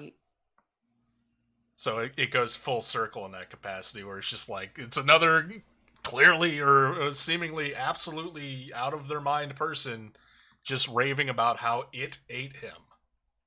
I mean, it did. Mm-hmm. But what were you saying, Fish? Bubba was one of my favorite characters in this whole movie. Oh, Ken Foray. The cop? He was like, I used to be crazy. Bubba, you still crazy as fuck. Yeah, he was that creepy ass knew him as was the dad on Kenan and Kel. That's right. Was he really? Yep. Oh, I forgot about that. I primarily know him from the original Dawn of the Dead. Oh yeah. I primarily know him from. Is it Devil's Rejects where he? Oh, that's right. Yeah, Devil's Rejects. He's in there. Yeah. It would have been Diamond Dallas Page. I love chicken fucker. Boss, this guy called me a chicken fucker. That's Michael Berryman, but.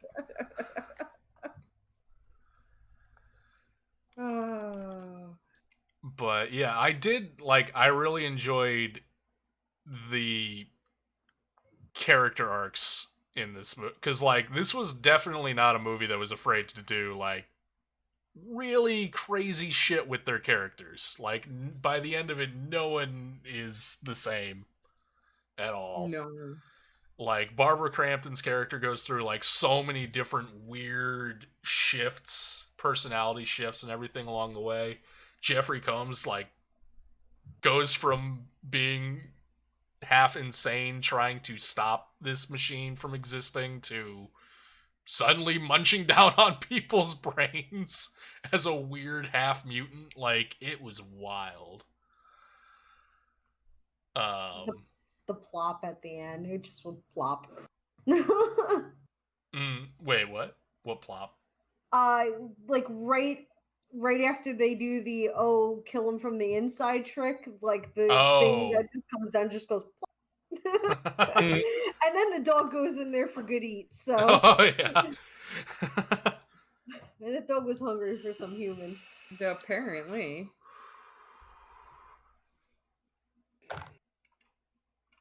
But yeah,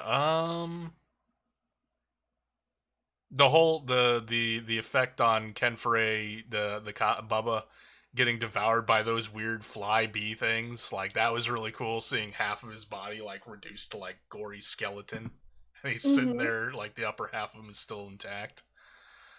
Yeah. Let's see.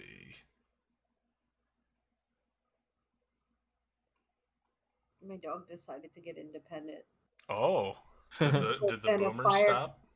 No, I was just gonna say then a firecracker went off and she's sitting straight up on the couch now, like what? What? But yeah, does anybody else got anything on From Beyond? Like I said, I didn't have many notes for this one for some reason. Neither did I, and like it was Lovecraftian, which is always a good time, but the special effects are what stood out to me the most. Everything else was okay. Right. Like I love me some Jeffrey Combs and Barbara Crampton. I'm sorry. I turned up the air and it is still cold in here, so I'm like slightly shivering. Yeah. But like does Jeffrey Combs always get caught up in some weird science experiment? Like there? It's like Tom Hanks, he's always traveling. Well, he's either responsible for it or he gets caught up in it. I'm honestly trying to think now. I guess you could say he doesn't get caught up in a weird science experiment in The Frighteners, but kind of. Like, you could make an argument for it, because, like, there is a weird medical procedure that happens around him to bring Michael J. Fox, or to kill Michael J. Fox and then bring him back to life. Like, he's involved in that whole scheme, although he's the antagonist trying to stop it all. But, yeah, usually that's where you'll find Jeffrey Combs. Makes sense. Kettle, I feel like you gotta have stuff to like. You apparently very much enjoyed this movie. I have just like some notes. Yeah, but I mean, really, it's just I really enjoyed the special effects, just kind of the weird creep factor of the whole thing. I really like that a lot. But yeah, let's see. There was the good old days when you could smoke and practice medicine at the same time. Those were fun times. I like how they let out a suspected murderer into the wild. It's like it's fine. He's with his doctor. Like, okay, sure. Yeah, that's cool. Let a suspected murderer out into the wild. Yeah, not a big deal. It's a catch and release program. They're doing an awful lot of work to open their third eye, man. They could have just done it like everybody else and just do a whole bunch of drugs. You'll get there eventually.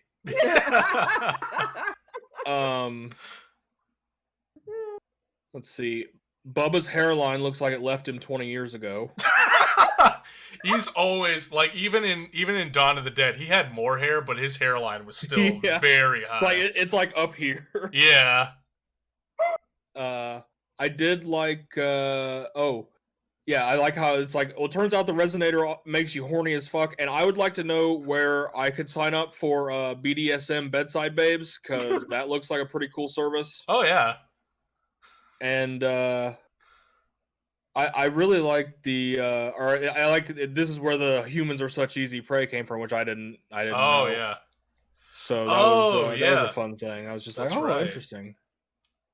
But yeah, that's those are most of my notes on it. But yeah, it was really just like kind of the creep factor and the like gradual transformation, and I don't know, it's just weird and creepy, and it tickled me in all the fun ways. Just like, like that's a fun movie. Like, yeah.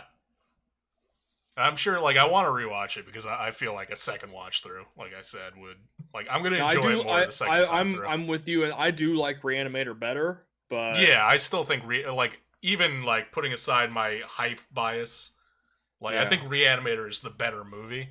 But same. I should definitely like this one more than I really do. like both of them. I don't know when Lovecraft wrote this story, but one of my notes was the scene of Catherine McMichael seeing the dude masturbating reminds me of Silence of the Lambs, and I was like, I don't know who came first, Thomas Harris or Lovecraft. That was a Lovecraft. note that I had. Lovecraft. Yeah, Lovecraft was like turn of the century. Okay. Like late 1800s. Yeah. I've read like maybe 5 or 6 of his stories, this being one of them, and I never knew what time period he was from. Yeah, I think he was around the same time period as Edgar Allan Poe. Okay.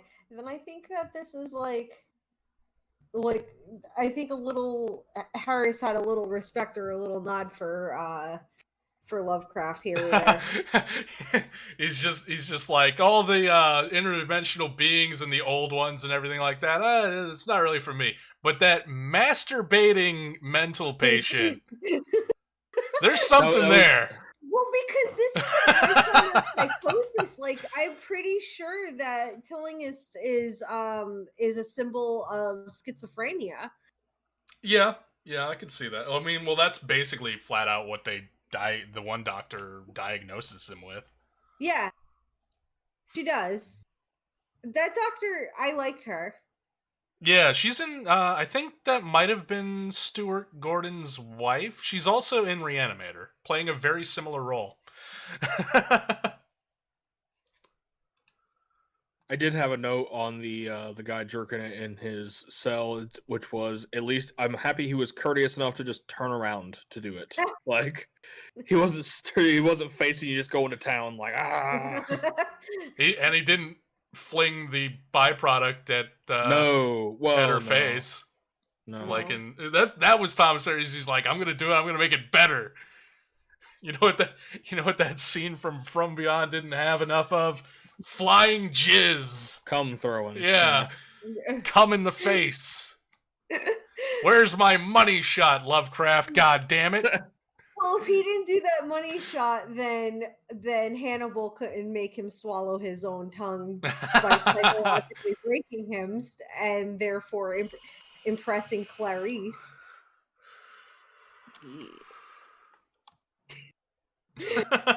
I ruined it.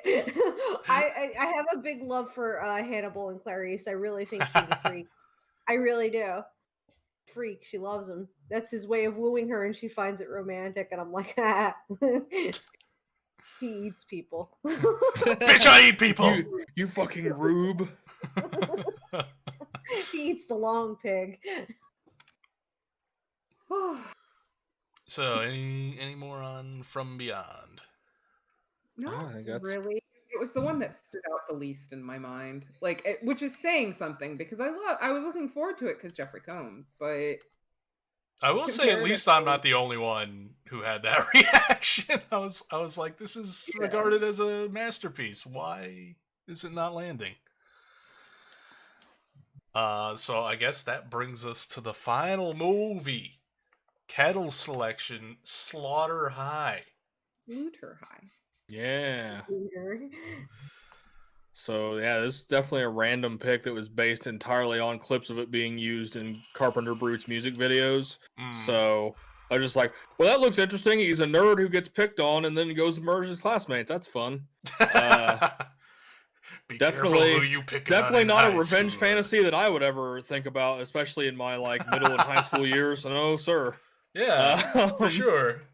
Well, I mean, you seem to make it through without, the almost full facial body scars, burn scars. Well, yeah, that's because I'm not a fucking idiot, and no matter how tempting it is, do not take drugs from your bullies, and don't smoke whatever that is in your fucking chemistry lab while you're dealing with. And you put your nitric acid on the top shelf, yeah. So what you're saying is he was asking for it. Let me see here. But yeah, the whole thing, especially in the beginning, it's just like, oh, poor Marty, you poor naive fool, you dumb. You should see that shit. Yeah, you should see that coming a mile away. He was confident. He was sure he was in love with him. He was a confident pavement pancake. That's what I thought too. Right? Yeah, but no, they just annihilated that poor boy. They just they gave him both kinds of assault, the regular and the sexual variety, which not very fun. But there was nerd dong. We did see that. Yep. And I made a note of that. I was like, this is clearly not a movie afraid of full frontal male nudity. No. Which immediately gets points from me. It was filmed in the UK, so I think that's why. But yeah, I think overall, just kind of like you're saying, a just plain slasher, like a lot of tropes, a good bit of sex, like all the violence. But he does like the elaborate violence. Like he had to have rerouted the plumbing in that place. Like he did a lot of work. It's a montage of just elaborate kills. Like it's 100% like your like everything you would think of when you think 80s slashers is this movie, but it does it to such skill. Like this is the movie that Kevin Williamson saw before he wrote Scream. Like, because all of the black guy dies first. The people that wander off. Yeah, the former janitor guy. Yeah. Like, he's the first person to die. If you have sex, you die. The couple that spontaneously just decides to go upstairs and have sex when they know there's a killer around are immediately killed. I don't know. I wanted to put this up against your video that you made that you showed us. The moral lessons from Friday the 13th. Mm-hmm. Yeah, it's got all of those in here. You drinking, doing drugs, being a dick, having sex, getting naked, breathing.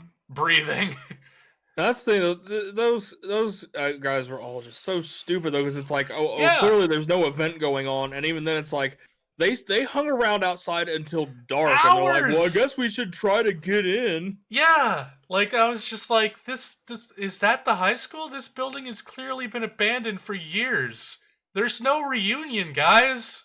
And they're like, well, let's just hang. No final girl is the thing. There wasn't. There was almost a final girl, and it was like the most unlikely final girl ever because it was the chick that teased him and seduced him into the bathroom to begin with. I was like, is that our final girl? But then I was like, they're kind of setting her up to be the final girl.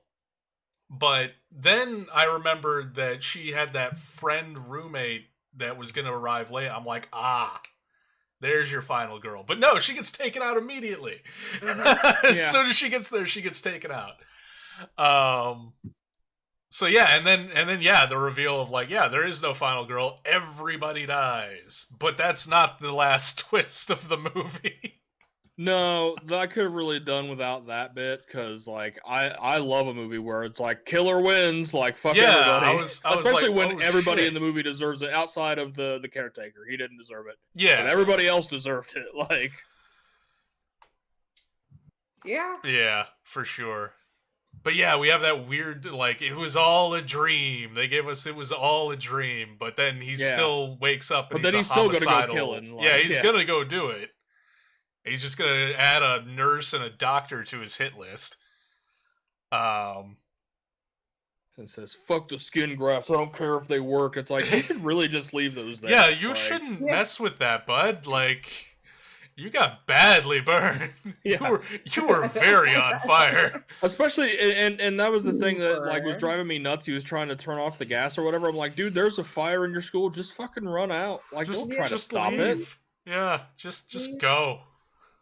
This is someone else's problem. But instead, you get acid blasted. Like, acid blast to the face. Yeah.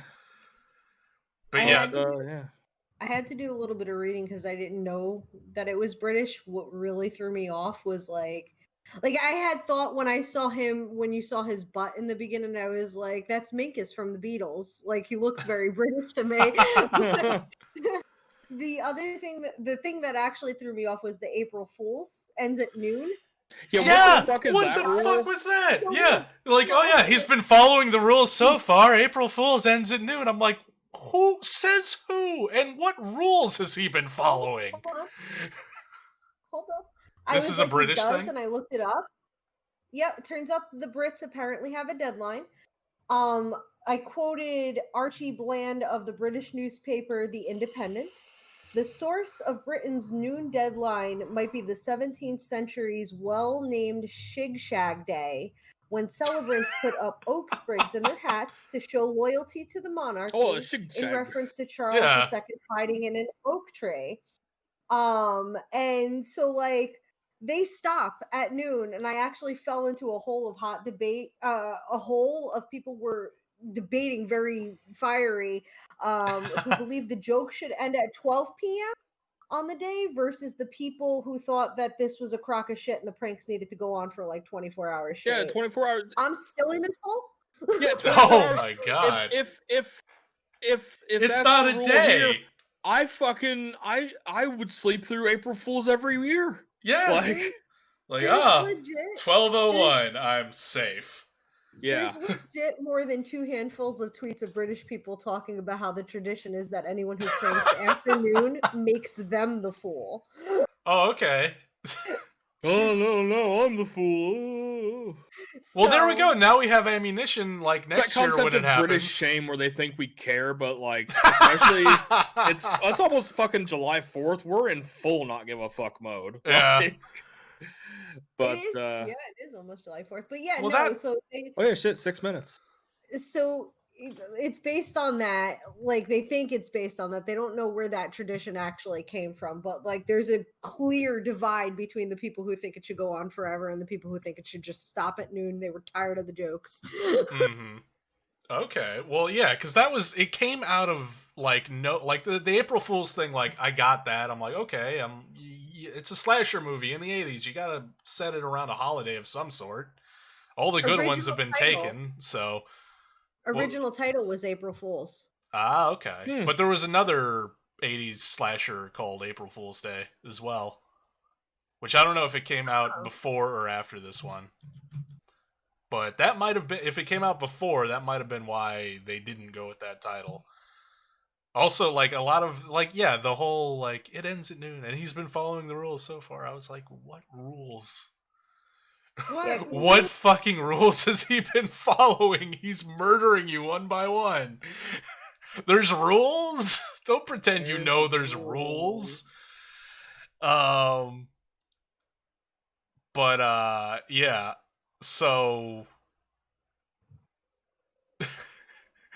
the phone call, like once it does the flash forward however many years, the phone call that the lead girl is having with her agent. Scummy agent guy. Yeah, I'm like, I feel like this phone call might have been sourced from the actual process of hiring this actress. Right. I'm not gonna do that movie. You're gonna do the movie. Grateful bitch. And then when she's like talking to the dog, and he's like, "Oh well, I guess you've made up for this," and it's like, "Ew, you fucking creep." I loved it that it referenced a movie. It referenced Jason. Oh, well, yeah. It's from the makers of Friday the 13th, I think, isn't it?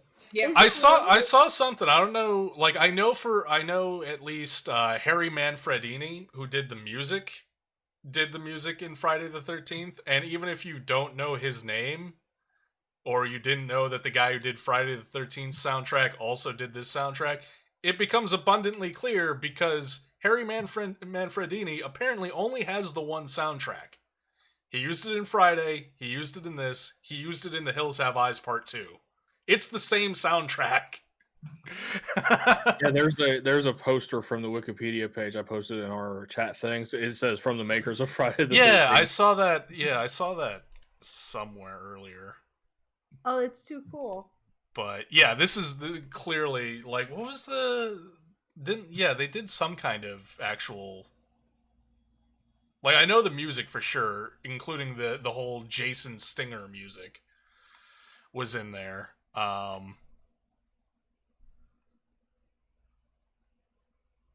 yeah, there was a lot of references to other slashers. At one point, one of the characters says, "Looks like Halloween," to which yeah. To which I responded, "Don't remind me of other better slasher movies."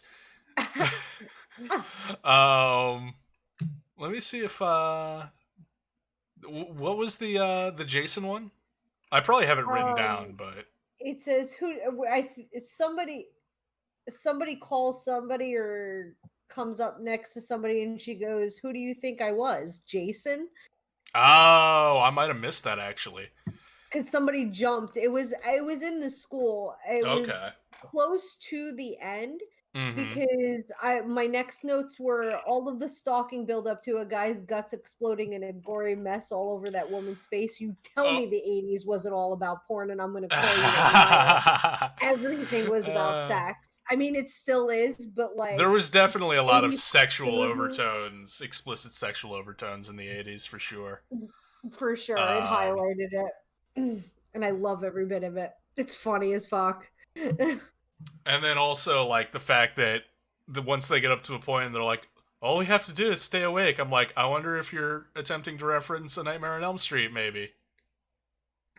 No, that was again the whole April Fool's thing, though. Well, specifically when they're talking about they have to stay, not so much the noon thing, but the fact that they have to stay awake through the night. I was like, I wonder if that's meant to re-reference to Nightmare on Elm Street. Could be.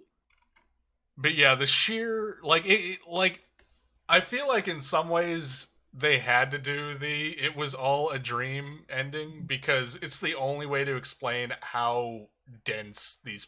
I mean, granted, not really, because I would have believed these people would be this dense regardless, because they were pretty fucking dense, but like it gets to like laughable proportions. Like, yeah, the fact that they show up, the school's clearly abandoned, they wait for hours, then they break in, and it takes until they're inside the building to be like, wow, this doesn't look like this place anyone's been here in a while.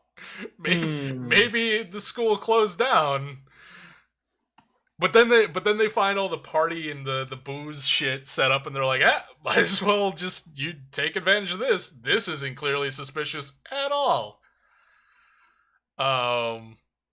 And the fact that apparently they kept forgetting that a killer was after them. Yeah. At multiple points. Like when they leave like when they're like, oh, there's a tractor. We saw a tractor. Let's go fix up the tractor and bust out of here. And they just leave the guy. He's like, yeah, I got this. I'll call you when I'm done. It's like, dude, there's a killer. Buddy system. And then like 5 minutes later, when the horny slutty chick is like, hey, I don't like my husband. I really want to fuck you. And the guy's like, yeah, but what about Joe? And I'm like, dude, what about the killer? You know, the person stalking you who's clearly Melvin or whatever the nerd's name was, getting revenge because it's Marty, thank you. It's clearly Marty getting revenge because he's made it abundantly obvious that it's him. Yeah. What about that guy? No, they gotta go have awkward sex where it's the whole like, oh, talk dirty, and he's just like, tits. Shit, fuck, tits. Oh yeah. Wait, is that not how you talk dirty? Am I doing it wrong? It's a quote on the IMDb. Talk dirty, Frank. Talk dirty. Tits. Dirty. Fuck. Tits. Screw. Screw.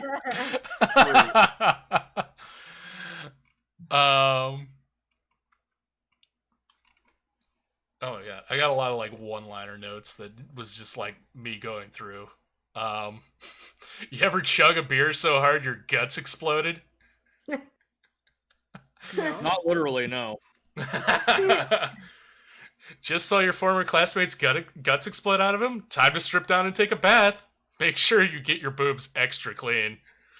I like how they realize, like in some form, they realize like that this is a really unkempt school still, but they totally expected the plumbing to work, and then I was surprised when the plumbing did work. Yeah.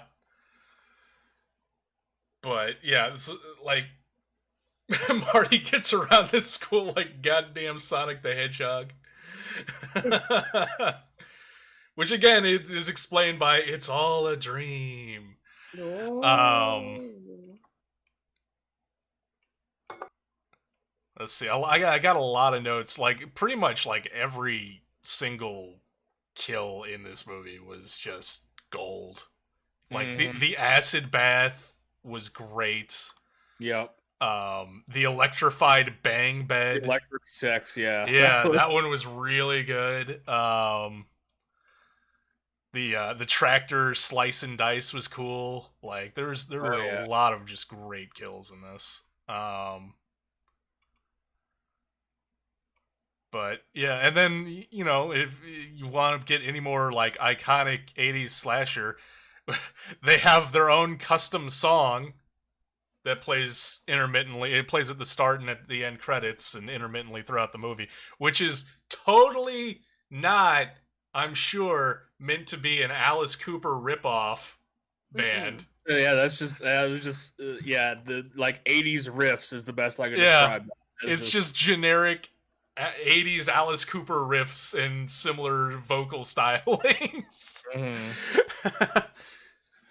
So yeah, I didn't know what to expect from this one, but I found myself like, it was the inverse of From Beyond. I was like, this is dumb, but I love it.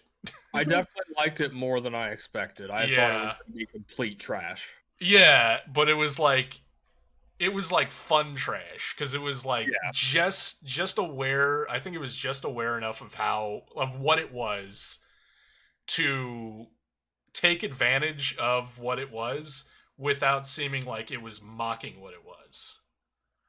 Like, it felt genuine, but also dialed up to 11 to be over the top, because at the end of the day, it's like, yeah, it's a stupid slasher knockoff movie, but we're going to do it to the best of our ability and give you everything you love about these movies.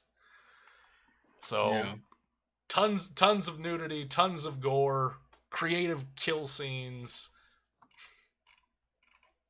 Good shit. Literally the soundtrack from Friday the 13th. Like, yeah. Ready for my not fun fact about this movie? Sure, I assumed this had to be it.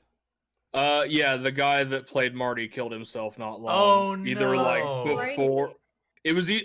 I'm not sure about the release date, because it was like he died in '84. The movie came out in America in '86, but I think it came out maybe earlier in the UK. All right. I think that's the deal, because I don't know. There's some kind of weird gap. The release date I saw on IMDb placed it at November '86. Yeah. Yeah, I was kind of thinking, it's like, well, if he died in '84, that means, they filmed it like even further before then. I would have thought maybe it was had come out there, but yeah, that's my not fun fact for that movie, which is unfortunate. But, yeah, that's what happens when you dive into the actor pages on the Wikipedia. I'm just like, oh wow, okay, well, I know that now. Well, that's fun. Yeah, just like the little fella from back in Frankenstein month. Ronaldo. Ronaldo, best boy Ronaldo. Yeah, that's unfortunate. Yeah, but movie was way better than I expected, and basically stereotype of all the 80s tropes, but in an enjoyable fashion. What did you think, Neff? I know you love slasher movies. It wasn't bad. Yeah. It was horrible. It definitely puts. Sorry. It definitely. Oh, you do it to me. Oh no. I'm sorry. Yawn trend. Stop this. It definitely. No, I will resist. It definitely puts Friday the 13th into perspective for me in regards to Slaughter High wasn't bad, but Friday the 13th is better. Yeah, as a more serious type horror movie for sure. Yeah, but I kind of enjoyed the over the top 80s cheese. And like the kill scenes were just like the acid bath. Like again, so like good. I think the acid bath at one point also had a stop motion effect, right? When her face is melting off. Yeah, which was very cool. Yeah, like it was a good, like, it was good, but it wasn't the best. I didn't feel the need to throw like the remote at anything. The pervert. You didn't which is amazing because I think of the slasher movies that you've seen, this one probably had the dumbest characters. Oh, it did. However, I got the satisfaction of knowing all of them died. Yeah, that's true. Like, there was no final girl. That made me happy. No survivors. Except for Marty. Yeah. No survivors except for Marty. Was it and Marty his or face. Maddie? Well, Marty. his face like it. Marty, yeah, like Martin. Like Back to the Future. Yeah. Yeah. Run for it, Marty. By God, he did. He made it all the way around that school and back again. Marty Baggins. Marty Baggins. Good reference. That was Good a double. tie That was together. a double shot reference. That It started really with Back to the was. Future and ended with Lord of the Rings. And there and back again. That was great. That's the Hobbit. Hey, that's the name of the the Hobbit. book. Yeah. It is the name of the book. I just have to do that whenever They like, said the name.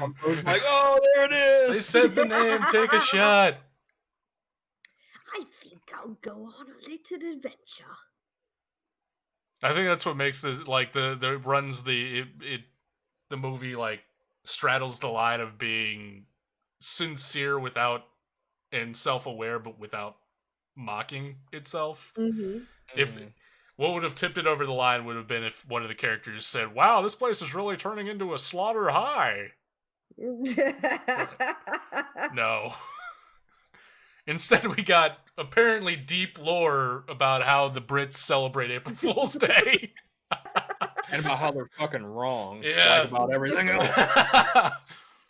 At least half of them are wrong. Yeah.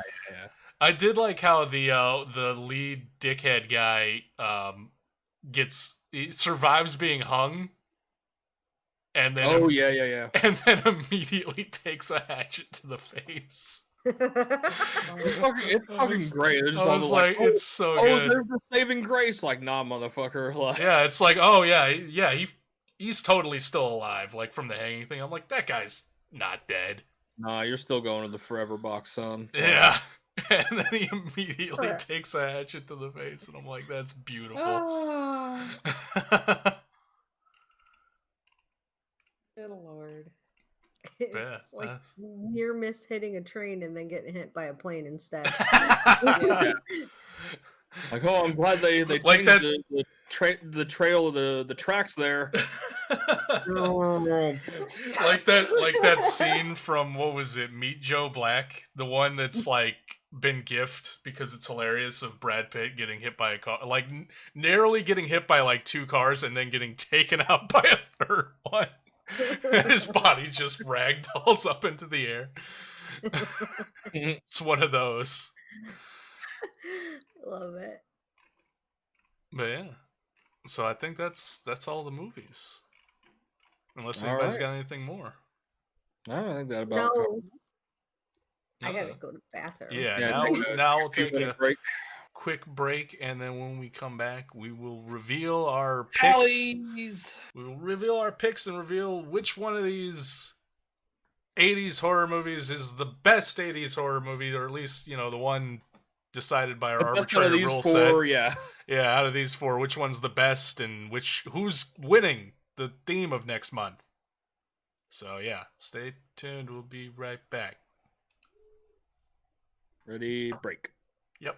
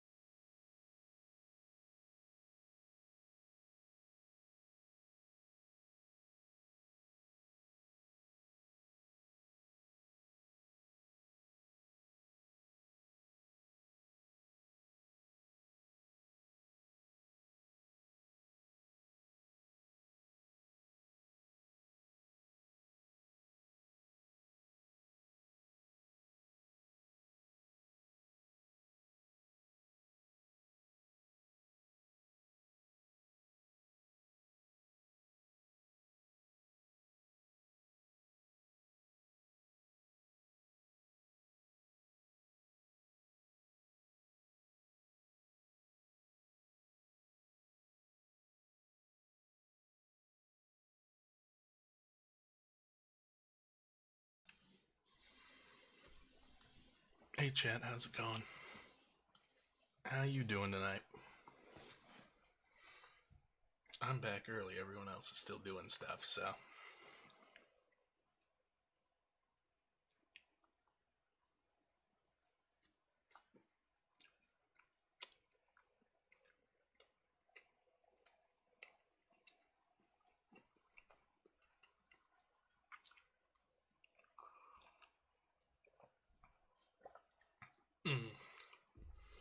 I am having a delicious muffin with chocolate chips and banana, and I believe there's something else in here, but I don't remember what. It's very good.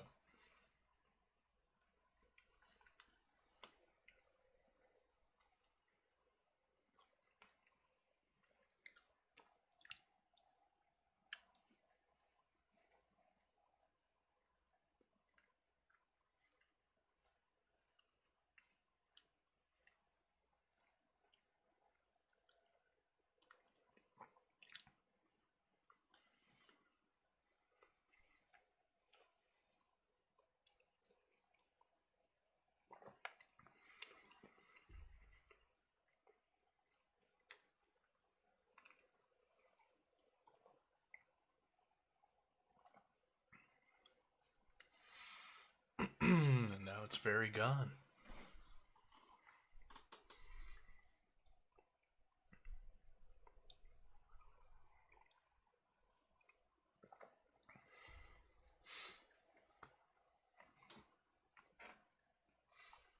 Hey, so if anyone in the chat would like to throw in their pick for which movie they like the most, or which one sounded the coolest if you've not seen them, or anything like that, you can totally do that. By all means.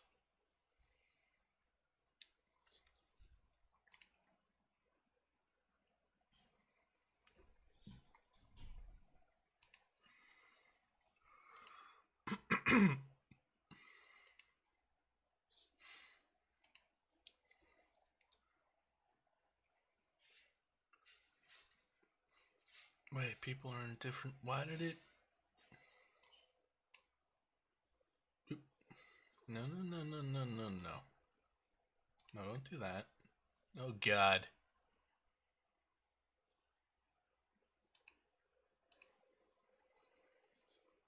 How do I fix this?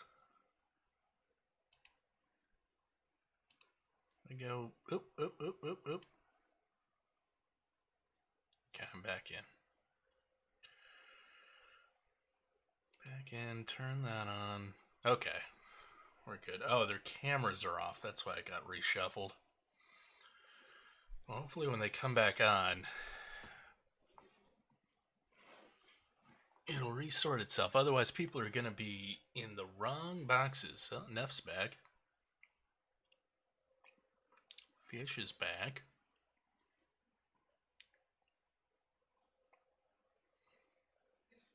And Cat. Oh, great timing. Ed? Hello. Hey, yeah, I see you. Yeah. Good. Okay, cool. Because, yeah, you guys' cameras turned off, so it reshuffled all the boxes, and I was like, uh-oh. Oh, shit. We're going to be in the wrong TVs.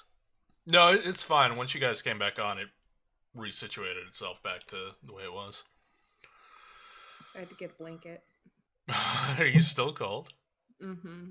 Damn. I'll trade you. It's 79 in my room. Please, no? Yeah, please, no? I can get blankets to get warm. Yeah. Although, wait, why is everyone, or at least... I mean, we look good on stream, too. You got uncensored. Okay. I don't know. Did we? Yeah, a little bit. It's weird. What? You guys were like, you started getting pushed off to the side. Like one side or the other. Like, it was weird. Like, I thought I had you all centered up, and then suddenly... I don't know. Shit's being weird. Anyway, points. Yay, arbitrary points. Arbitrary points for arbitrary categories. All right. I guess I'll go through the static points first before we get to the categories. So, possession. um, 16 base points with 9 kills, 5 counts of nudity, no drugs or alcohol, 2 counts of sex. Evil Dead 17 with 8 kills, 2 bits of nudity, and six alcohol consumptions, and 1 act of sex. That's sick. From Beyond, low on the points, only 10, 6 kills, 3 nudes, and 1 sex. Just 1 sex. Just 1 sex. 1 whole unit sex. And 1 unit whole sex. Yep. And then Slaughter High. This is why I was warning you, Kettle. Come prepared. 39 points. Oh my god! 13 kills, 9 acts of nudity, 7 drug consumptions that I counted, 9 alcohol consumptions that I counted, and 1 sex. 1 unit whole sex. 1 whole sex. 1 unit whole sex. So yeah, Jesus. 39 points in base score alone. But that would still mean all y'all would have to rate the movie very highly, which I doubt because I didn't even do that. Like, it was not my top movie, so. So yeah. How we wanna? I guess I can just go through it like in the order, right? Because I've got it. My stuff, Neff's stuff, Fish's stuff, and Kettle's stuff. I don't know how I came up with that order, but that's the order I've got on the spreadsheet. No, that's perfectly fine. And then everybody just lists their thing. Yeah, like all their categories that way. Everybody. Mm-hmm. Or it's not just bouncing. Yeah. Actually, that is something to consider. No, I'll just go down the list. The consideration I was thinking of, like, oh yeah, we could like go down the categories and we could each give our picks. Is that better organizational? Yeah, maybe. That way we're fixed on one thing, we cross it off, we move down, and then we're all giving our... We don't have to wait. Okay. Yeah. All right. That works. Okay, so best kill. Or rather, in my case, best kills. Because for me, the movie that had, like, the overall best kill scenes was Slaughter High. Because they were all so creative and gory and unique. That is also what I voted for. Mm-hmm. I voted From Beyond. Same. From Beyond. That was my second place. From Beyond, sure. Yeah, From Beyond was very close second, I think. For I me just as well. really like the special effects in From Beyond, honestly. Yeah. Like the rest of the movie was kind of, but the special effects were good. Yeah. Best characters. For me, that was From Beyond. Because again, they did so much weird shit with their characters that I really liked. Also From Beyond. Mm-hmm. Yeah. Evil Dead. Possession. I can see that. Possession was close second for me. Very because good they were just so insane and deep, yeah. But I didn't understand what was going on. I liked. I'm a facial expression kind of person. Yeah. So like Sam's face, that he's got some great expressions. They all do. Honestly. Yeah, that one that Fish posted in our chat, which is the face. Like, yeah. It's the same face he sees when he sees the Brachiosaurus. It's the same face. Mm-hmm. What? It's that Stewie fuck? tilt. What about the Evil Dead characters? Resonated. Because when I look for characters, I always look for how relatable are they. And I felt like they were very relatable characters. Yeah. Like I could just and we'll see later on, like it just made me feel so homey around them, even though like bad shit started happening real fucking quick. Yeah. So yeah, they're a little. They do a few dumb things that are obviously dumb and everything like that. But it's not. Yeah, compared to like Slaughter High, where like, do you people need help? Like, I think you need help. And a lot of like the Evil Dead, it's characters- like yeah, they're doing dumb shit, but it's like yeah, they seem like average, fun-loving kids that are doing dumb shit. Yeah, they were going up to a cabin just to hang out. And I feel like Yeah, and there's a fuck lot of around. character given at once because of that whole thing with like what are they called? Deadonites? Deadites. Deadonites. Like Mennonites. Dead Mennonites. Deadonites. The Deadites, they just basically were taunting character flaws the whole time. So Oh, that's a good point. I didn't consider like counting the Deadites as characters, but they totally were. They are, yeah. Yeah. Wow. Yeah, I did not even consider that. Mm-hmm. Needs improvement for me, and again, I think the improvement it needs is less hype, please, but I had to put From Beyond. Because there's something in there that I'm just like, it's not firing on all cylinders for me. It's very well done, but like there's something in there that needs a little tweak to make it 10 out of 10. Neff? So needs improvement with Slaughter High for me. It just needs help. It needs help. Like the characters in the movie, it needs help. Yep. Oh, you mean? Yeah, we're on needs improvement. Yeah. Yes. Yeah. Okay. Yeah. It was definitely Slaughter High. Yeah. It's a slasher film. I feel like any slasher film could have. See, you took the words out of my brain. For me, Slaughter High seems like it would have been the obvious choice, but like I couldn't put Slaughter High in there because I'm like, no, it doesn't need improvement at all. Like it's doing exactly what it wants to do, and it does it very well, in my opinion. Oh, fair enough. Yeah, I didn't think of it that way. I was like, no, it's a stock 80s slasher movie that knows it's an 80s slasher movie, and it's doing all of the 80s slasher beats incredibly well. Yeah.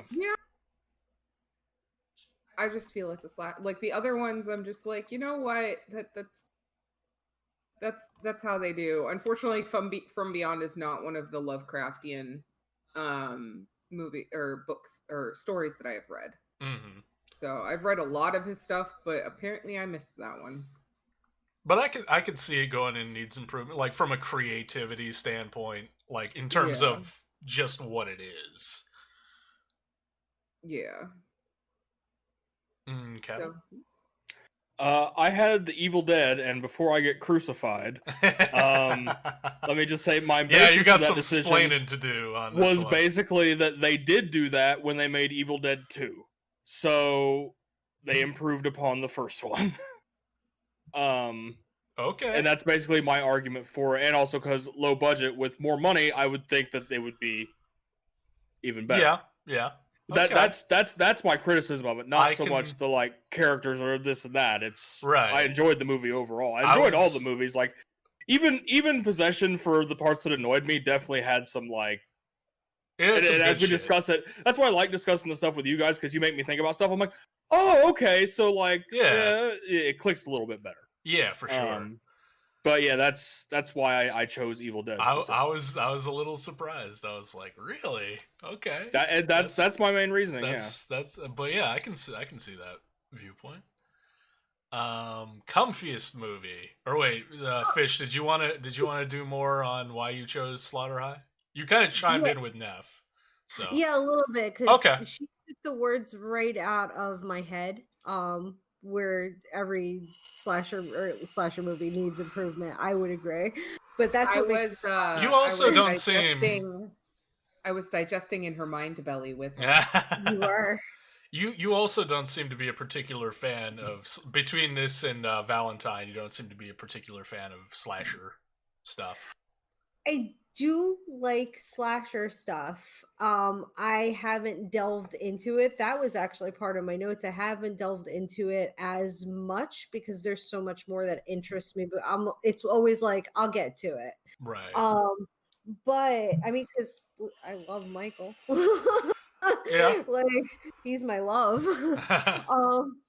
But like this one, I said needs improvement because I think like, okay, so they're all British actors. They're making them seem American for a reason. Yeah. And even though they're making them seem American for a reason, they're the actual like story with like the whole April Fool's thing is very secular to England. So Yeah. like it makes it convoluted Yeah. and you don't really understand the plot. And I feel like they could have connected that, like that would have been cooler.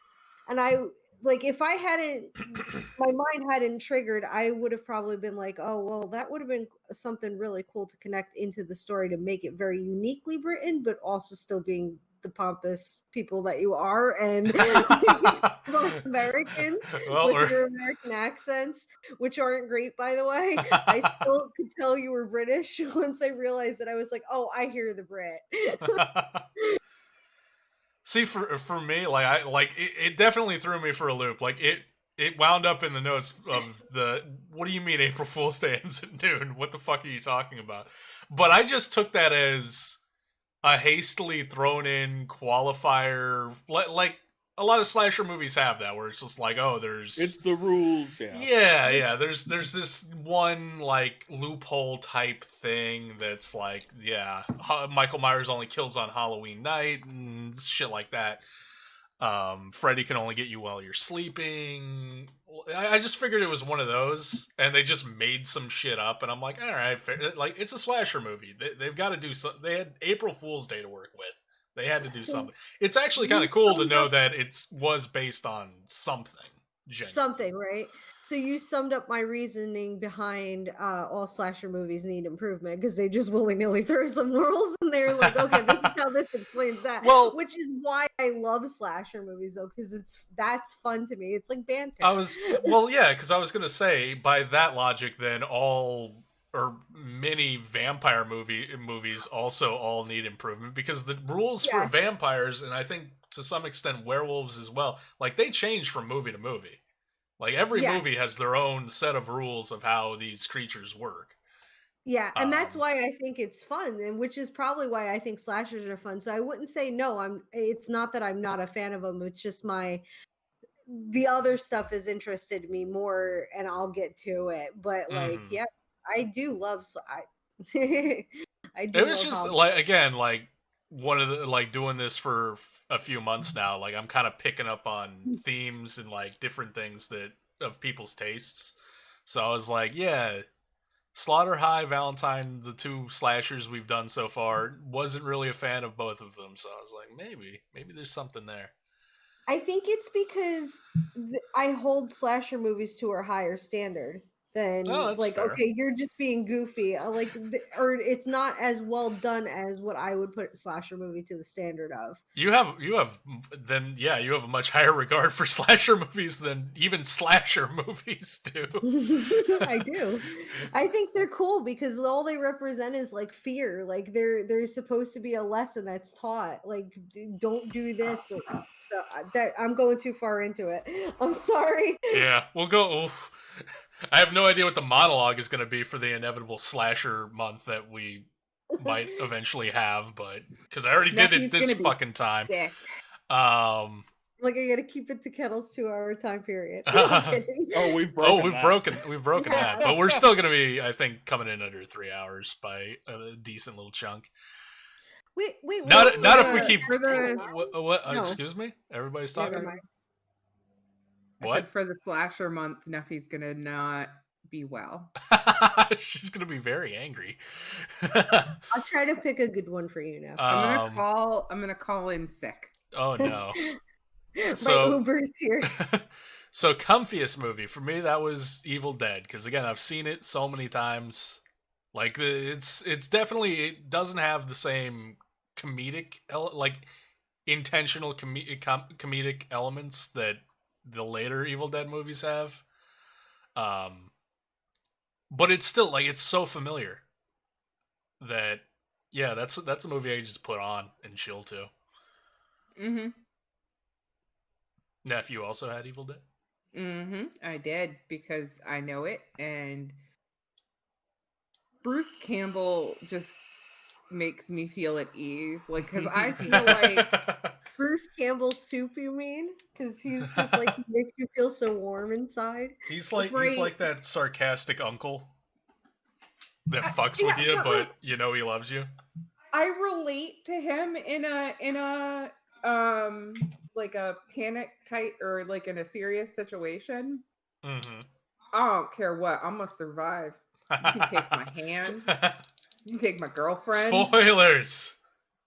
Fish That's hasn't what seen I'm- Evil Dead 2 yet. Yeah, but that hit something for me. He is that uncle, and I'm like, oh my god, maybe Yeah. that's why I like him so much. Only I wouldn't do those things to my uncle that I'm thinking about doing to Bruce Campbell. But whatever. Well, it's fine because he's not actually your uncle. Mm-hmm. But like, you can take all of my stuff, and like, I'm gonna survive. And I'm just like, hell yeah, I'm scrappy like that. I know me. It's the metal of man. I'm just missing the really big chin. Aren't we all? I mean, I've got a couple I could probably give you. Oh, But, no, I'm good. I got an extra one. You can keep yours. Yeah. I have a waddle too. Yeah. Aw. Fish. Evil Dead. Yeah. Because I know I'm gonna watch this movie like 5 million times. And by the way, can you please share with me a certain password so I can watch on the computer, so I can see Evil Dead 2. I need to watch this movie as soon as possible. I don't know if it's on Shudder. Is it? I thought it was. I'll have to check. I Okay. don't think it is, but I could be wrong. Shudder has a lot. There's a lot of stuff on Shudder. I thought that's where I read it was because I looked it up to see if it was on any of the platforms. Worst case, we have it on DVD, Blu-ray. I can just bring it true, with me but now. I have a DVD player now. Mm-hmm. That is true. Yeah, I've got it on Blu-ray. That makes things so much easier. Yeah, no, I'm gonna watch it a million times. It's gonna be no, not on Shudder. But again, we have the Blu-ray, so it's fine. Okay. I'm gonna have to get me my own copies. Kettle. For me, it was From Beyond, just because it was that right level of like weird creepy where I was kind of just sunk into my couch, like wondering when the little brainworm's gonna come for me. So like, in a weird way, like for you or come out of you. Either way. Oh, all right. You know, mine knowing my brain, it'd probably like take over me entirely. But yeah.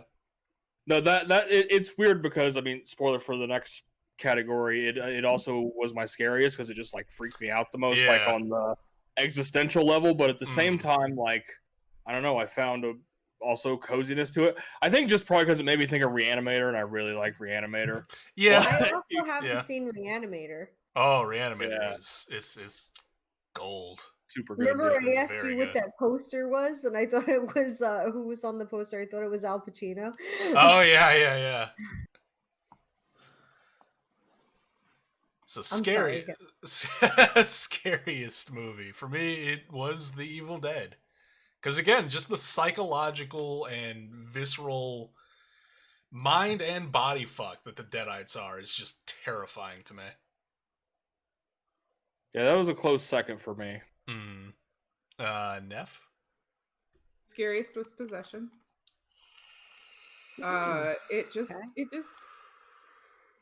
It disturbed me on a level more so the psychosis than anything else. Like, I didn't know what was gonna happen. Like, I thought he was gonna kill her, and then her tentacle baby is gonna kill him, and no, it didn't kill him. It was guns, but it was the other spies. Guns and gravity, yeah. How like the insanity of it all. The insanity is what scared me. I think the insanity in that movie can be summed up by how the wife winds up killing herself. Yeah. Taking his gun and then like extending it weirdly behind her back to shoot herself in the back. It's just like, what are you doing? Like, I get it, but like, why that way? What symbolism does that represent, director? Tell me. Wait, it was towards her back, right? Yeah, she like brings the gun all the way around her back and like it hyperextends her arms in a really uncomfortable position to shoot herself in the back. Yep. It was disgusting. It was striking in just how weird, like in a movie full of weird shit, like that stood out to me. I'm like, why? The only thing I can think of is, did the bullet also, I can't remember now, did the bullet also pass through him? It was indeterminate. He eventually, well, because he gets shot full of a bunch of bullets, and then he throws himself off down the stairs to go splat. A confident pavement pancake. But anyway, Fish. Scariest. Also Evil Dead, and you again nailed it on the head. That was pretty much my reasons. It was freaky. I loved it. And Kettles is From Beyond. Yep, From Beyond. All right, most disturbing. Is most disturbing and scary, so are those two categories too close together, or do you feel like there's enough distinction? No, there's enough distinction. Okay. That's how I felt too. Disturbed but I just wanted to check in. Mean scary. Exactly. That's how I feel. But most disturbing for me was Possession, because like, what even the fuck? Like, it's such a head trip, and so just like, not even so much. Well, also including like, you know, weird tentacle monster and everything like that, but like the relationship disintegration. And just all of that as well was just incredibly disturbing. Yeah. Enough. I agree. Yeah. No, it was not a comfy movie. That's it was not. I think that was my note for it. I'm like, Possession's weird as fuck. It ain't comfy. Nope. Not comfy at all. I think that was the same thing for most entertaining. I was like, it ain't, well, it's kind of entertaining, but not really. Yeah. It's more just an experience. Yeah. It was, I had to watch it twice. I'm just going to reiterate that one more time. Yeah. Because I was like, there's got to be a reason. There's some code in here that I missed the first time through. Yeah. Because I was just staring at the screen in slack-jawed horror.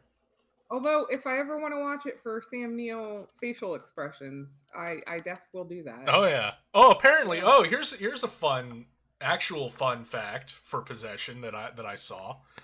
Apparently, Possession of all Sam Neill's movies that he's done, Possession is his favorite.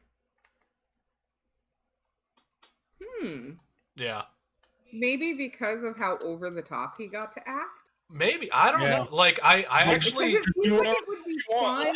Yeah, to the point. Like, it's definitely not a role like any other I've ever gotten to see him perform, and there's definitely a lot of stuff there for him to do as an actor, because like, he basically, his character goes through like the 5 stages of grief in that movie, and then some.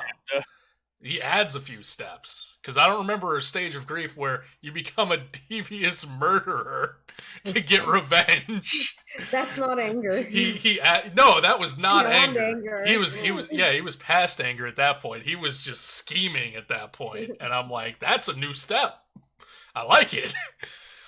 But I sent him a tweet. I was like, dude, I just finished watching Possession. Like, was that movie as insane to make as it was to watch? He didn't respond, but I sent it out because I'm like, dude, like, give me the deep lore, man. Like, come on, help me out here. It's your favorite performance of all your movies. Like, give me the goods. Also, maybe come on my show and talk about it. I don't know. It's funny to hear that you tweeted out to him, because when I watched it, I went to find, because I was looking for the Das Bad movie with Hugo. Oh, yeah. And or Das Tub or whatever. Yeah, I was reading some of the comments, and one of his friends that he replied to said, "Where's Das? I'm still waiting on Das Horror." And I replied to that guy, and I Oh. said, "That was Possession 1981." Yep. Sam has not responded yet either, but that's Yeah, I funny don't know. that I've seen him respond to some people, but he probably gets flooded with stuff. Probably. So. But Fish, most disturbing. Also Possession, because like it was disturbed, like the body stuff was very disturbing when she starts cutting herself, when she Oh starts yeah, and like the cuts his complete neck. non-response from both of them was just And surreal. it was, yes, and yeah, I called it dead-eyed for a little while there, because it was like, what was that movie? Was it Dead Girl? Yeah, maybe. Yeah, well, that we watched, the one where she was like grating her face with the cheese grater, and her roommate walks in like it's a normal. Oh no, Comforting Skin. Comforting Skin. Skin. Yeah. I'm sorry. Yeah. Oh it yeah. was like that. She was, you're scraping your face off with a cheese grater. Must be Monday. She go chop her fingers off, and you're sitting there arguing with her about like your kid. Like, no, stop her. And she didn't. And I was like, oh, she gonna chop her fingers. And then she started. I was just like, whoa. Yeah. I am disturbed. There's like a lot of whoa moments in Possession for sure. It's like the lady from your movie. You told me to call this number when I'm disturbed. I'm disturbed. Kettle. Most disturbing. Most disturbing for me was also From Beyond, because just the whole mind fuckery, like you either get awoken and turn into some weird shit, or you get your brain sucked out through your eyeball, and neither of those seems super great, but like I don't know. Awoken seems pretty good because apparently it's better than sex. Like you're just in a constant state of euphoric orgasms. Yeah, I mean that would be pretty cool, but like I don't know. It's all the things you gotta go through to get to that. Like if I could just stay regular old me and be coming all the time, like sign me up. You gotta do something different. I don't know. Like, gotta do something about this whole face thing. Yeah, this whole forehead penis thing jutting out of my head. Like we gotta do something about that. Yeah, look, don't get me wrong. I would like to be, enlightened or whatever the fuck, but I still would rather just be me. There's a reason we keep those things in our pants, boys. Yeah. This one's for Nuffy. Masks. Yeah. This one's for Nuffy. Imagine it had a tiny little mouth at the end.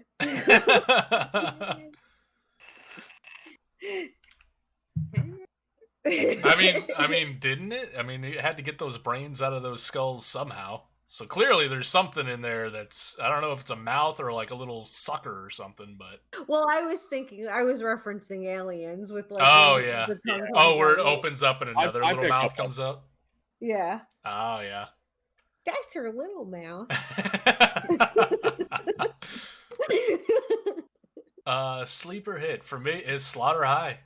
Again. I was like, generic 80s slasher will probably be, fine. But I was not expecting how much I actually really, really enjoyed that movie. Neff. Sleeper hit was From Beyond for me. Oh. Yeah. That's weird considering you were like, it really didn't stand out much to me. But it was mostly due to the graphic effect. Oh, okay. Yeah, okay. Because I feel like, and this is not a comparison of greatness of film, right? In regards to I feel like everyone should see The Fly. Oh yeah, Cronenberg's. Cronenberg's Fly, yeah. Mm. Yeah, Cronenberg's Fly. Just simply because the special effects in that are gnarly as fuck. Right. And I feel like this was a sleeper hit on special effects more so. Okay. Everything else, people know about Evil Dead. I don't think anyone knows about Possession. But Possession does have a cult following. Oh, okay. Because of course it does, but yeah. Yeah, but So like not I as feel well like known for sure, but like there is a cult following behind Possession. But like the special effects got me. I'm a sucker for good special effects, like practical effects. Mm-hmm. So, Fish. Neffy and I are on the same plane this week, like on a lot. So the From Beyond, because I didn't expect to like this movie as much as I did. I thought it was great. And because, like I said earlier, it's a good story or book to movie bridge. Like there's not a lot that does that very well. So I really appreciate, and I've seen a lot that don't do that well. So I really there's appreciate plenty. something can, even if it devolves into a softcore porn. That makes it even better. And again, I love softcore porn. Yeah. So like sometimes that makes it even better. Like if it's good, it's good. All right, cool. You want a little bondage? All right, cool. Show me. Kettle. Sleeper hit for me was Slaughter High because that movie did not have. It did not have. I can't even think of the phrasing, but like, it didn't have. Fuck me, sentences. I'm sorry. No, you're good. It was a lot better than I expected it to be, and like, it had no right to be that entertaining. Like, right? That's how I expected felt. a total fucking dumpster fire, and it had a bit of that, but it was still like I expected it to be like, oh wow, this is difficult to watch, but in the end, it was like, yeah, you get him, Marty. Like, you done did get him. Yeah, Marty's Kettle's new BFF. It's gonna hang a poster of Marty on the wall in that Chester mask. That's a little. It's like in what is it, Billy Madison? Or is it Billy Madison where Steve Buscemi is the guy who's the serial killer and he's nice to him? Oh yeah, name off his list. That's right. And just puts on the lipstick. Oh, Steve. You got to become friends with Marty so you don't get put on block. All right, best writing for me, it was From Beyond, because again, I thought the story was very creative. They did a lot of cool stuff with the characters. A lot of twists and turns. Like, I mean, you bite your main character's head off. Like, your hero character gets his head bitten off after doing like precisely nothing. Like, that's just great. But yeah, From Beyond for me. Neff? Great rating, just simply because like it was From Beyond, but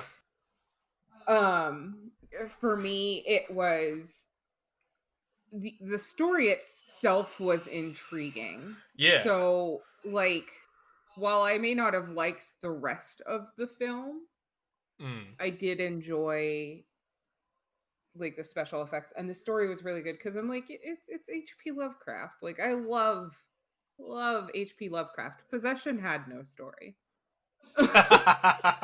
No. Well, not a coherent one anyway. Yeah. Yeah. It had a story, but it was more. It's like even more so than Under the Skin, where it's like it's more just a series of events and images to be interpreted than it is a coherent story. And like Evil Dead was second, like Evil Dead, and I kept going back and forth between Evil Dead and From Beyond because like Evil Dead has now it's I think a cleat, like, well, not even a cleat. No, it doesn't have a cleat. Never mind. Well, the cabin in the woods, something evil, type thing. But was it the original to do that? I don't know if it was the original. I want to say no, but honestly, I can't think of any other examples that predate it. Yeah, neither can I. Or rather, like, maybe not cabin in the woods, but like going out into the woods and something evil is there. Because this would have been a year after Friday the 13th came out and stuff like that, so. Yeah. But like We're on writing, right? I'm sorry, Yes. I'm losing my train of thought. Okay.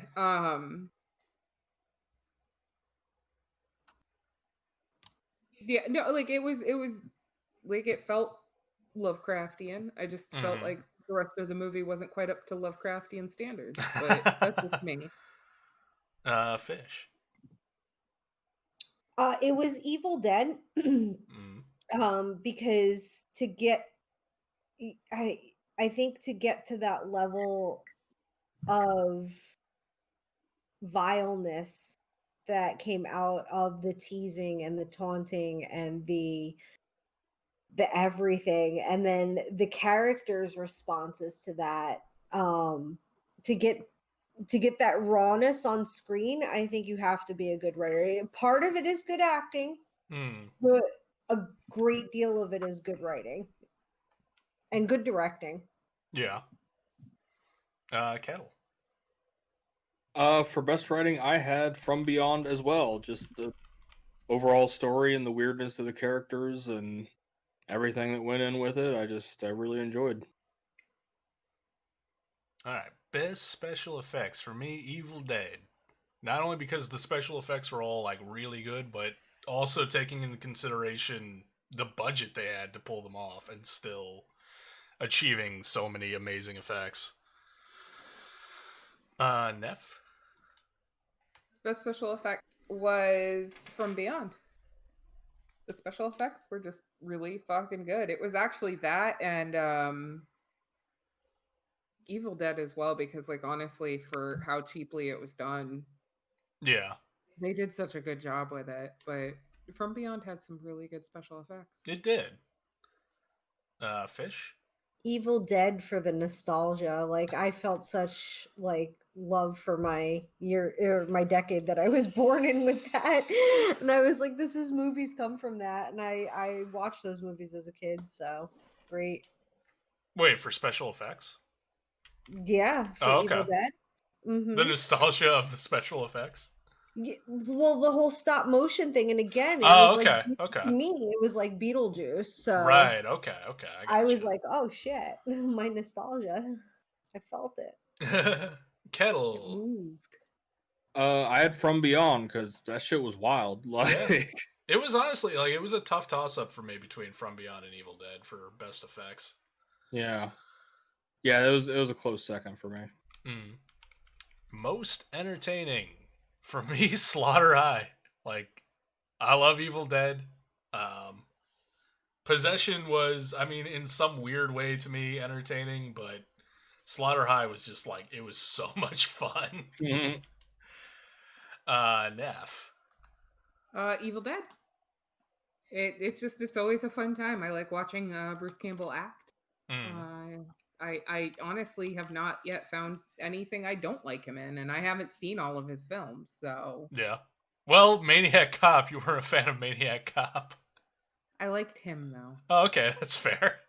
I like Bruce Campbell. He was Babyface. Yeah, he's very young. Slightly older than an Evil Dead, but I don't think by much. No. I guess in Evil Dead they just made him look older. they fucked him up a lot more. They Yeah. threw a lot of blood and sweat all over him. Fish. Slaughter High because I laughed throughout. It was great. Kettle. And I had From Beyond because I don't know, just something about that movie just fucking struck me in my pineal gland. Like, I don't know. I just really liked it overall. Like your message earlier, like, you giving me sympathy? Like, no, man, I legitimately liked it. Yeah. Kettle sends in his picks, and I'm going down them. I'm like, he gave From Beyond like 6 categories. I'm like, are you trying to throw me a sympathy win? Like, what's going on? He's like, nah, I loved it. Oh man, I liked it. All right. Now we're down to the bulk categories, the order categories.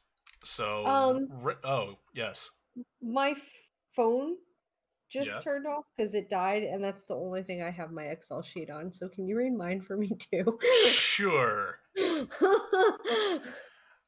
So ranked movies. For me, number 1 is gotta be The Evil Dead. Like, I've seen it so many fucking times. I've seen so much deep lore on it and shit like that, behind the scenes stuff. Like, it's the Evil Dead. Number 2, Slaughter High. Because it's criminal how much I enjoyed that movie. Number 3 for me was Possession, because I like me a weird, incomprehensible fever dream. And number 4 was From Beyond, because I'm terrible. The movie's not terrible, I'm terrible. So it's like Audition. Like, when I put Audition solo on stuff, I'm like, it's good, but it doesn't resonate with me for some goddamn reason, and I feel bad about that. Neff. I realized I transposed The Evil Dead and From Beyond. Oops. Well, that's gonna result in some retallying. I apologize. Live math. Yay! I apologize so much because I realized when I was just staring at it just now, and I'm like, that's not right. Why would I was Beyond like, be number one? From Beyond, huh? Yeah, it really didn't do much for me. Yeah. It had good effects and all, but like, hey, did I hack into your spreadsheet and do it? Like, shit. Right? So number 1 for you was Evil Dead? Yes. Number 2 is still Possession. Oh yeah. Number 3 is From Beyond, and number 4 is Slaughter High. No. Because I mean, slasher always goes at the bottom for me. Yeah, that wasn't surprising to me that you put it at the bottom. Fish. Your number 1 choice was The Evil Dead. Your number 2 choice was From Beyond.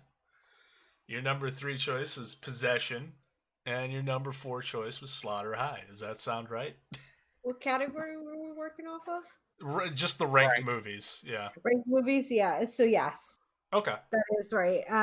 Evil Dead was my favorite out of all of these, and I knew I was gonna like it, so that's not really fair, but like, I started it to watch this movie in particular. I chose it. So And then Kettle. I had From Beyond at number 1, followed by Slaughter High, then Evil Dead, and then Possession. Yeah, I don't know. I really liked From Beyond. That's my top one. Evil Dead and Slaughter High are kind of like neck and neck, but just like for the lulls and shit that Slaughter High gave me, like yeah, it edged it out. But yeah, it was. None of us, I don't think any of us, or at least you and I, did not expect how much we were going to enjoy Slaughter High. No. Okay, now for the custom categories for the month. We have most 80s hair as the first one. And for me, number 1 for most 80s hair was Slaughter High, because that movie was just dripping 80s. Number 2, From Beyond, because it was also pretty drippy of the 80s. Number 3, Evil Dead. And number 4, Possession. Because Evil Dead a little bit, I guess, kind of 80s hair, but it was also close enough to the 70s that it almost felt like 70s hair. That's how I felt, because and they the were same both thing in with 81. Possession. Yeah. It felt more 70s hair than 80s. yeah. The 80s hasn't really come out yet. Yeah, they didn't really figure out what the 80s hair was. The other two, yeah, like 86, yeah. We're deep. We're deep in the 80s. It's 1981. Nav. So Slaughter High was most 80s. From, I think it's the same order as yours. It is the same order as mine. Yeah. Same reason. Yeah. I don't really have much to add to what you stated. In fact, Fish's order is also the same as mine, and Kettle's order is almost the same. You just slightly different, except I swapped Possession and Evil Dead, but it's kind of that same thing of like, yeah, they're both in 81. Neither of them really felt particularly 80s hair. Yeah. So, and then our second unique category for the month, most 80s music.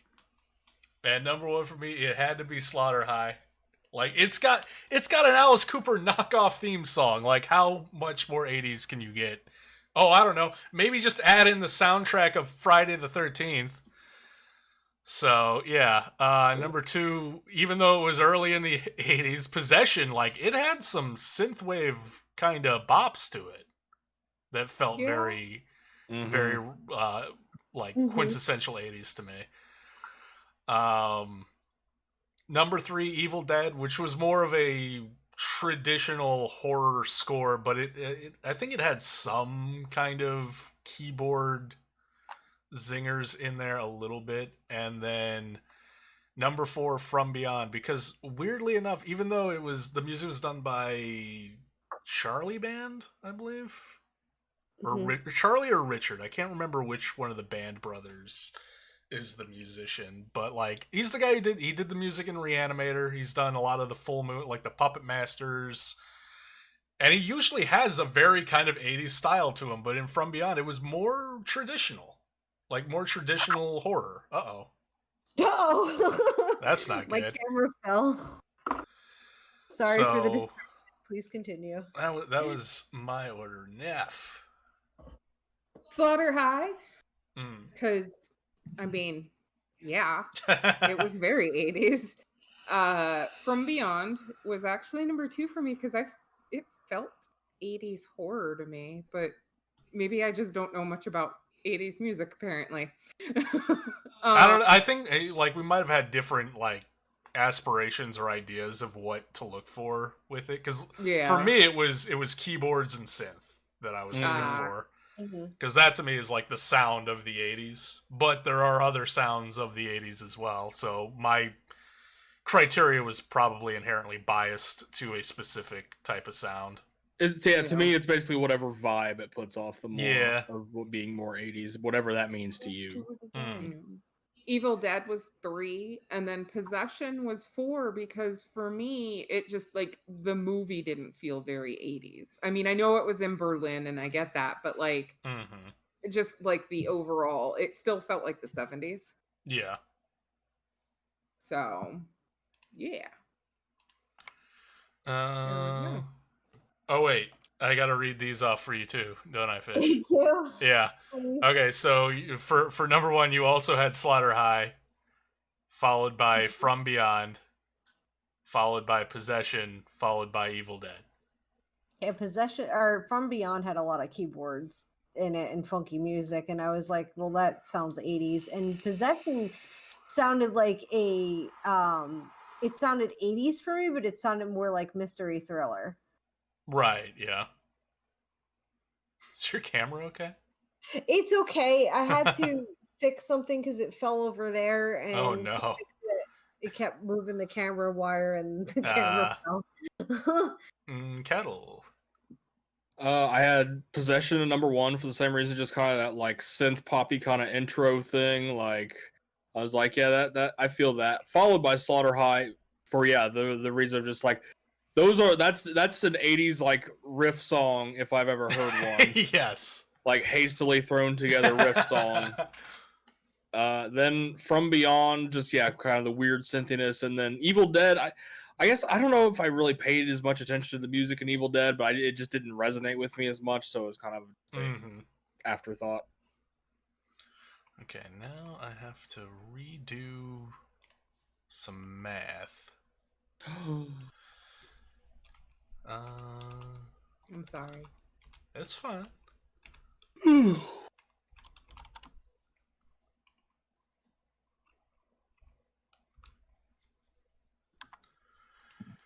Redoing the math.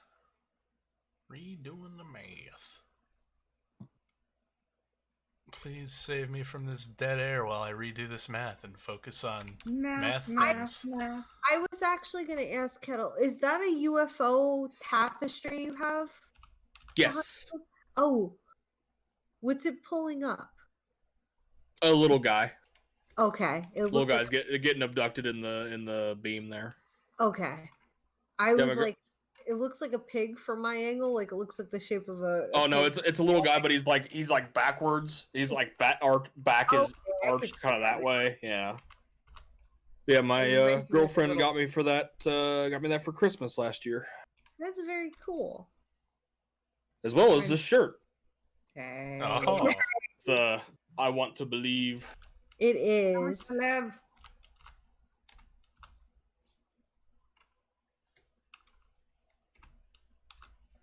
Keep talking. I'm still doing math. Let's Put see. more decor up. At least Yeah, behind. I basically just have my room is literally all just like flags or tapestries or whatever because they're the easiest thing and they don't look tacky like an unframed poster does, and I don't have any framed posters. So, yeah. Yeah. What's the other one? Is that pallbearer? Yep. Yep, that one's pallbearer. That one it is the faceless. Ah. And then I have one that's behind my monitors, which is between the buried and me, but that's hard to see because that's also where my light and stuff is. It's just kind of there. And then I have several other ones folded up in my closet I just don't have room for. The cat pillow is tucked in between somewhere in the other pillows from when I just threw my pillows up top there. Basically, the cat pillow just sits up top of the crevice where the mattress and the headboard meet. Right. And so it's just kind of chills. She chills there. And does not anything inappropriate in any way, shape, or form as has been misconstrued on this stream in previous times. I don't know what you're talking about. Math complete. Oh, hey, and there's a cat. There is also a cat. Hi to Gray. She's kind of a pillow. Hi, Gray. I was gonna say it's a cat pillow. Hi, Gray. All right, math has been completed. The scores have been updated. But it's Gray's time to shine. We can now do the reveal. Listen, I was trying to keep it under 3 hours. We're almost there. You lied to me. Listen, we were done with the movie talk by 2 hours. I didn't expect. And then we just talked about movies for another. Yeah, and then we talked about them again for another hour. That last hour really breezed by. Holy shit. But anyway, coming in fourth place with 82 points, Possession. Coming in third place, The Evil Dead. Whoa. With 123 points. Whoa. Okay. I'm still a contender. Gonna do it a little bit differently. I'm gonna reveal first place and then second place. Because if I reveal second place, we know what first place is. So that's true. That's true. Builds the drama a little bit. Okay. The winner of this month. Oh God, please no.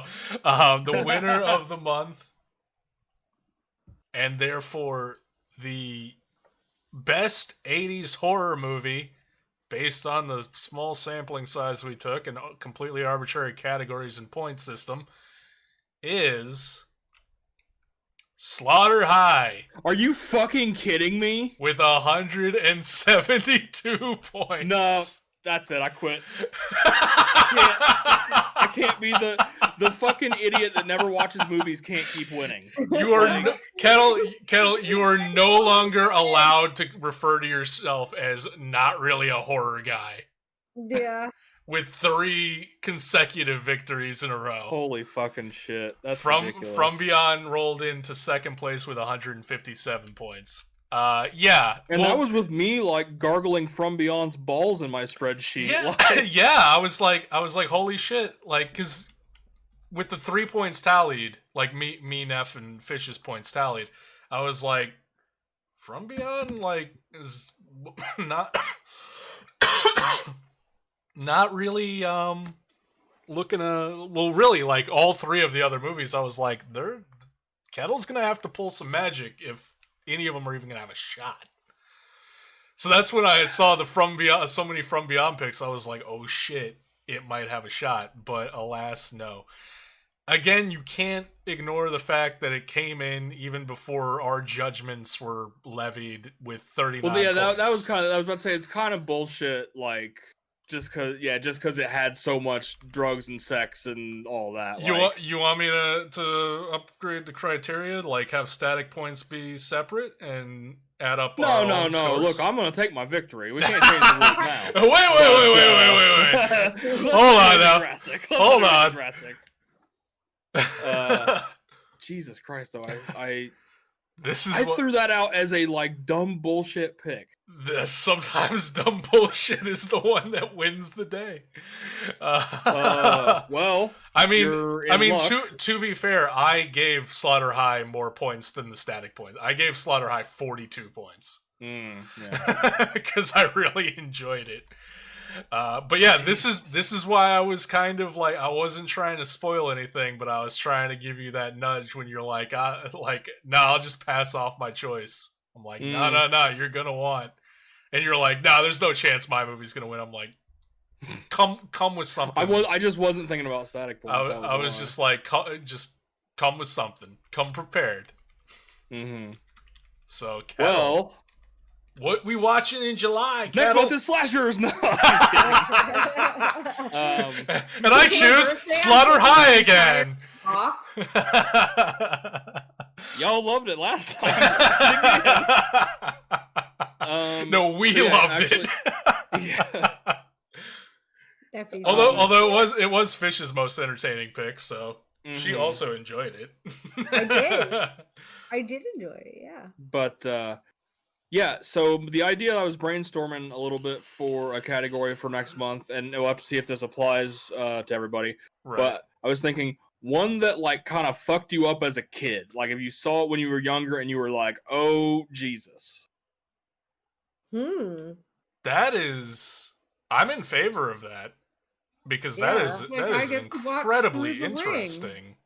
Because then it can be any genre. It's just whatever a movie that personally you saw as a younger person or whatever, and little kid, middle school, early high school, like that kind of age that just oh my fuck, it. Well, I mean, it bars at least individually choosing anything that we haven't seen before, but I've already got one in mind. Oh, I know what mine is as well. Okay. That was what led me to make said choice. Indy, yeah. Boone, yeah. I'm gonna need you to watch my pick with me. I haven't watched it since. Fair enough. Fish, do you have anything in mind for that? Yeah, and I'm kind of excited because if it were my choice, I would have gone with possession movies, and I was going to be like, well, I don't want to do The Exorcist because I want to do something that something new. Yeah, and that would be my choice, honestly.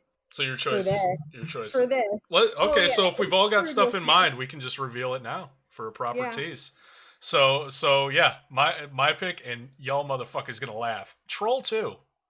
All right. Yeah. Yep. Okay. And then Neff, you said yours is The Ring, the American Ring. The American one. Yeah. Okay.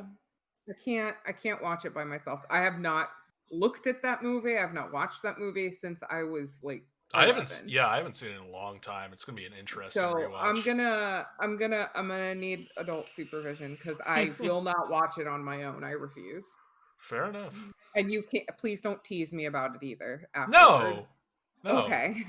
It legitimately. It's like how it is for some people. I remember it being pretty freaky when I saw it. Yeah. Well, it jarred me for a month or two after watching it. Yeah. I unplugged everything. I removed. Oh no. Yeah, no, I was not okay, and it's still kind of I can joke about it as long as I don't have to watch it. But well, now you gotta watch it.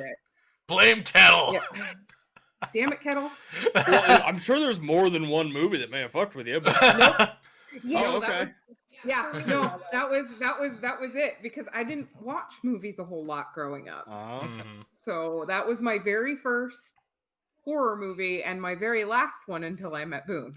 Wow. And then Fish, you said yours is the original Exorcist? Yes. The original is important because it has the stair scene. Oh yeah. I'll say so specifically the version you never saw. Yeah, so this movie fucked me up twice. Yeah. When I originally saw it, and then when I saw the cut of the original with the film spider that they walk. had Yeah. yeah. So all right, Kettle, what's yours? And for me, it is the original Child's Play. Oh, interesting. No! Neffy's gonna need adult supervision twice. Oh no. She hates dolls. Oh no, I ruined everything. I can change the category if you want. No, absolutely not. It's too good. Like it's so like that's what I was telling you, man. When you're like, I don't know, I'm worried we're gonna run out of themes at some point. No, you can go so weird with it and so creative with it. Like that's a theme I never would have considered. you turn Neffy into E.T. Now I just feel like an asshole. It's my birthday month, Cat. Happy birthday! Fuck all you. We Listen. love you. Liz, you've not seen Child's Play, have you, Neff? Oh. It's yes, there's a killer doll. At least in my opinion, it's not as bad. He's more funny than scary. Yeah. It's Brad Dourif. Oh, when they stare at you with those soulless eyes. No, see that's the thing. Like Yeah, he's his like eyes are he's like a Cabbage Patch doll. Like he's actually Those are worse. well, not fully like a Cabbage Patch doll. Like you know what I'm saying, Kettle. Like he's more like animated. Yeah. Whatnot. He's more human looking than like the creepy like black eye like doll. Yeah. You're not making this better. He's Fair enough. I'll watch that one with you too. It'll be fine. We have our Are you afraid of midgets too? Like 2-inch people? No. So 2-inch people? Yeah, like you see in carnivals. You won't be Oh. afraid of Chucky then because he's basically Like you that. see in carnivals. Like Ronaldo? Yes. 2-inch people. Carnival? Have you never? Well, that's This went off the rails in the worst way. I got inches and feet mixed up. I'm so. Also, little people, dude, I believe is the preferred nomenclature. Yeah. Well, I mean, like, sure, but Although- like the first thing that came into my mind is like a 2-foot person, like you would see in a carnival. Like that's basically what Chucky is. Yeah, more or less. Yeah. Only he's murderous, so like He's a little more rubbery if that looking. helps. He's Brad Dourif. Yeah, if it's that Brad helps. Dourif. That's pretty funny. No. Pretty cool. It'll be fun. We are watching horror movies after all. I know. Eventually, you plan to watch horror movies that actually, horrify you on your horror They talk all show, right? horrify me. Yes, What are you correct. talking about? Have you not watched me watch horror movies? I get scared of everything. I'll supervise you. You'll be fine. Yay. Happy birthday. I love you, Neffy, so much. I want lots See, of sushi. I'm just saying. when I was brainstorming the category, I You were like, this will be fun. Assumption that the said movie did not bother you anymore because Child's Play does not bother me anymore. I don't have enough of a pool of things to be like, oh yeah, nah, man, I watched all these dang movies and they all scared me and now I'm over it. Nah, man, I read a lot as a kid. Like I didn't watch a whole bunch of movies, so I've got like one. Oh yeah, I mean, look, Child's Play is literally the only one that gave me recurring nightmares for years. Like, it's just I eventually won in my dreams and then it went away. Oh. Yeah. Oh, fish. I do remember vividly from The Ring. If you have not seen it yet, I've seen The Ring. Yeah. Okay, I was about to say there's dying animals. It fucked me up too, but like when I say The Exorcist fucked me up, I mean like I still love The Exorcist. Like this is a fun category because I still love these movies, even though all of them fucked me up in some way. All right, we'll have plenty of time to talk at length about all of these later this month. Heck yeah. The 31st. Which will also be at 10 o'clock because Fish Also can't 10 schedule. o'clock, yeah. No, that's fine. But hey, thank you guys. Yeah, thank you, and I'm sorry for making you suffer through a third month of my bullshit. I would say I'll get you next month, but at the same time, next month or this month rather. But I'm backing Troll fucking 2. I don't have high hopes. We'll see. Yeah, it could be a surprise win, but I doubt it. But anyway, that'll do it for the Spookshow Syndicate for June and July. It's a double whammy. Yeah. Hello, darkness, my old friend.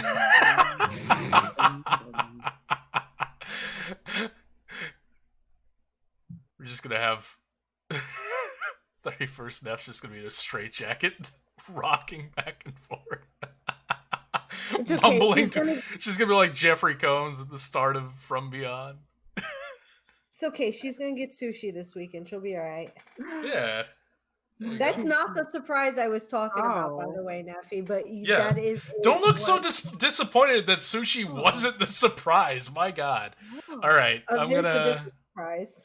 That's because I don't know what the surprise is. It was more like, oh, that's the surprise. I figured she let it slip, and then she didn't. I was like, I'm getting good at better. I'm getting good now you're devious and playing with it. Yeah, that's the fun part. like me not spoiling the surprise that Kettle won another month. Yep, you were officially unable to tell people you're not a horror guy anymore. That's it. That's your punishment. You can now tell people you're not a whore. Yeah, I'm not a whore. I am not a whore. All right. I guess so.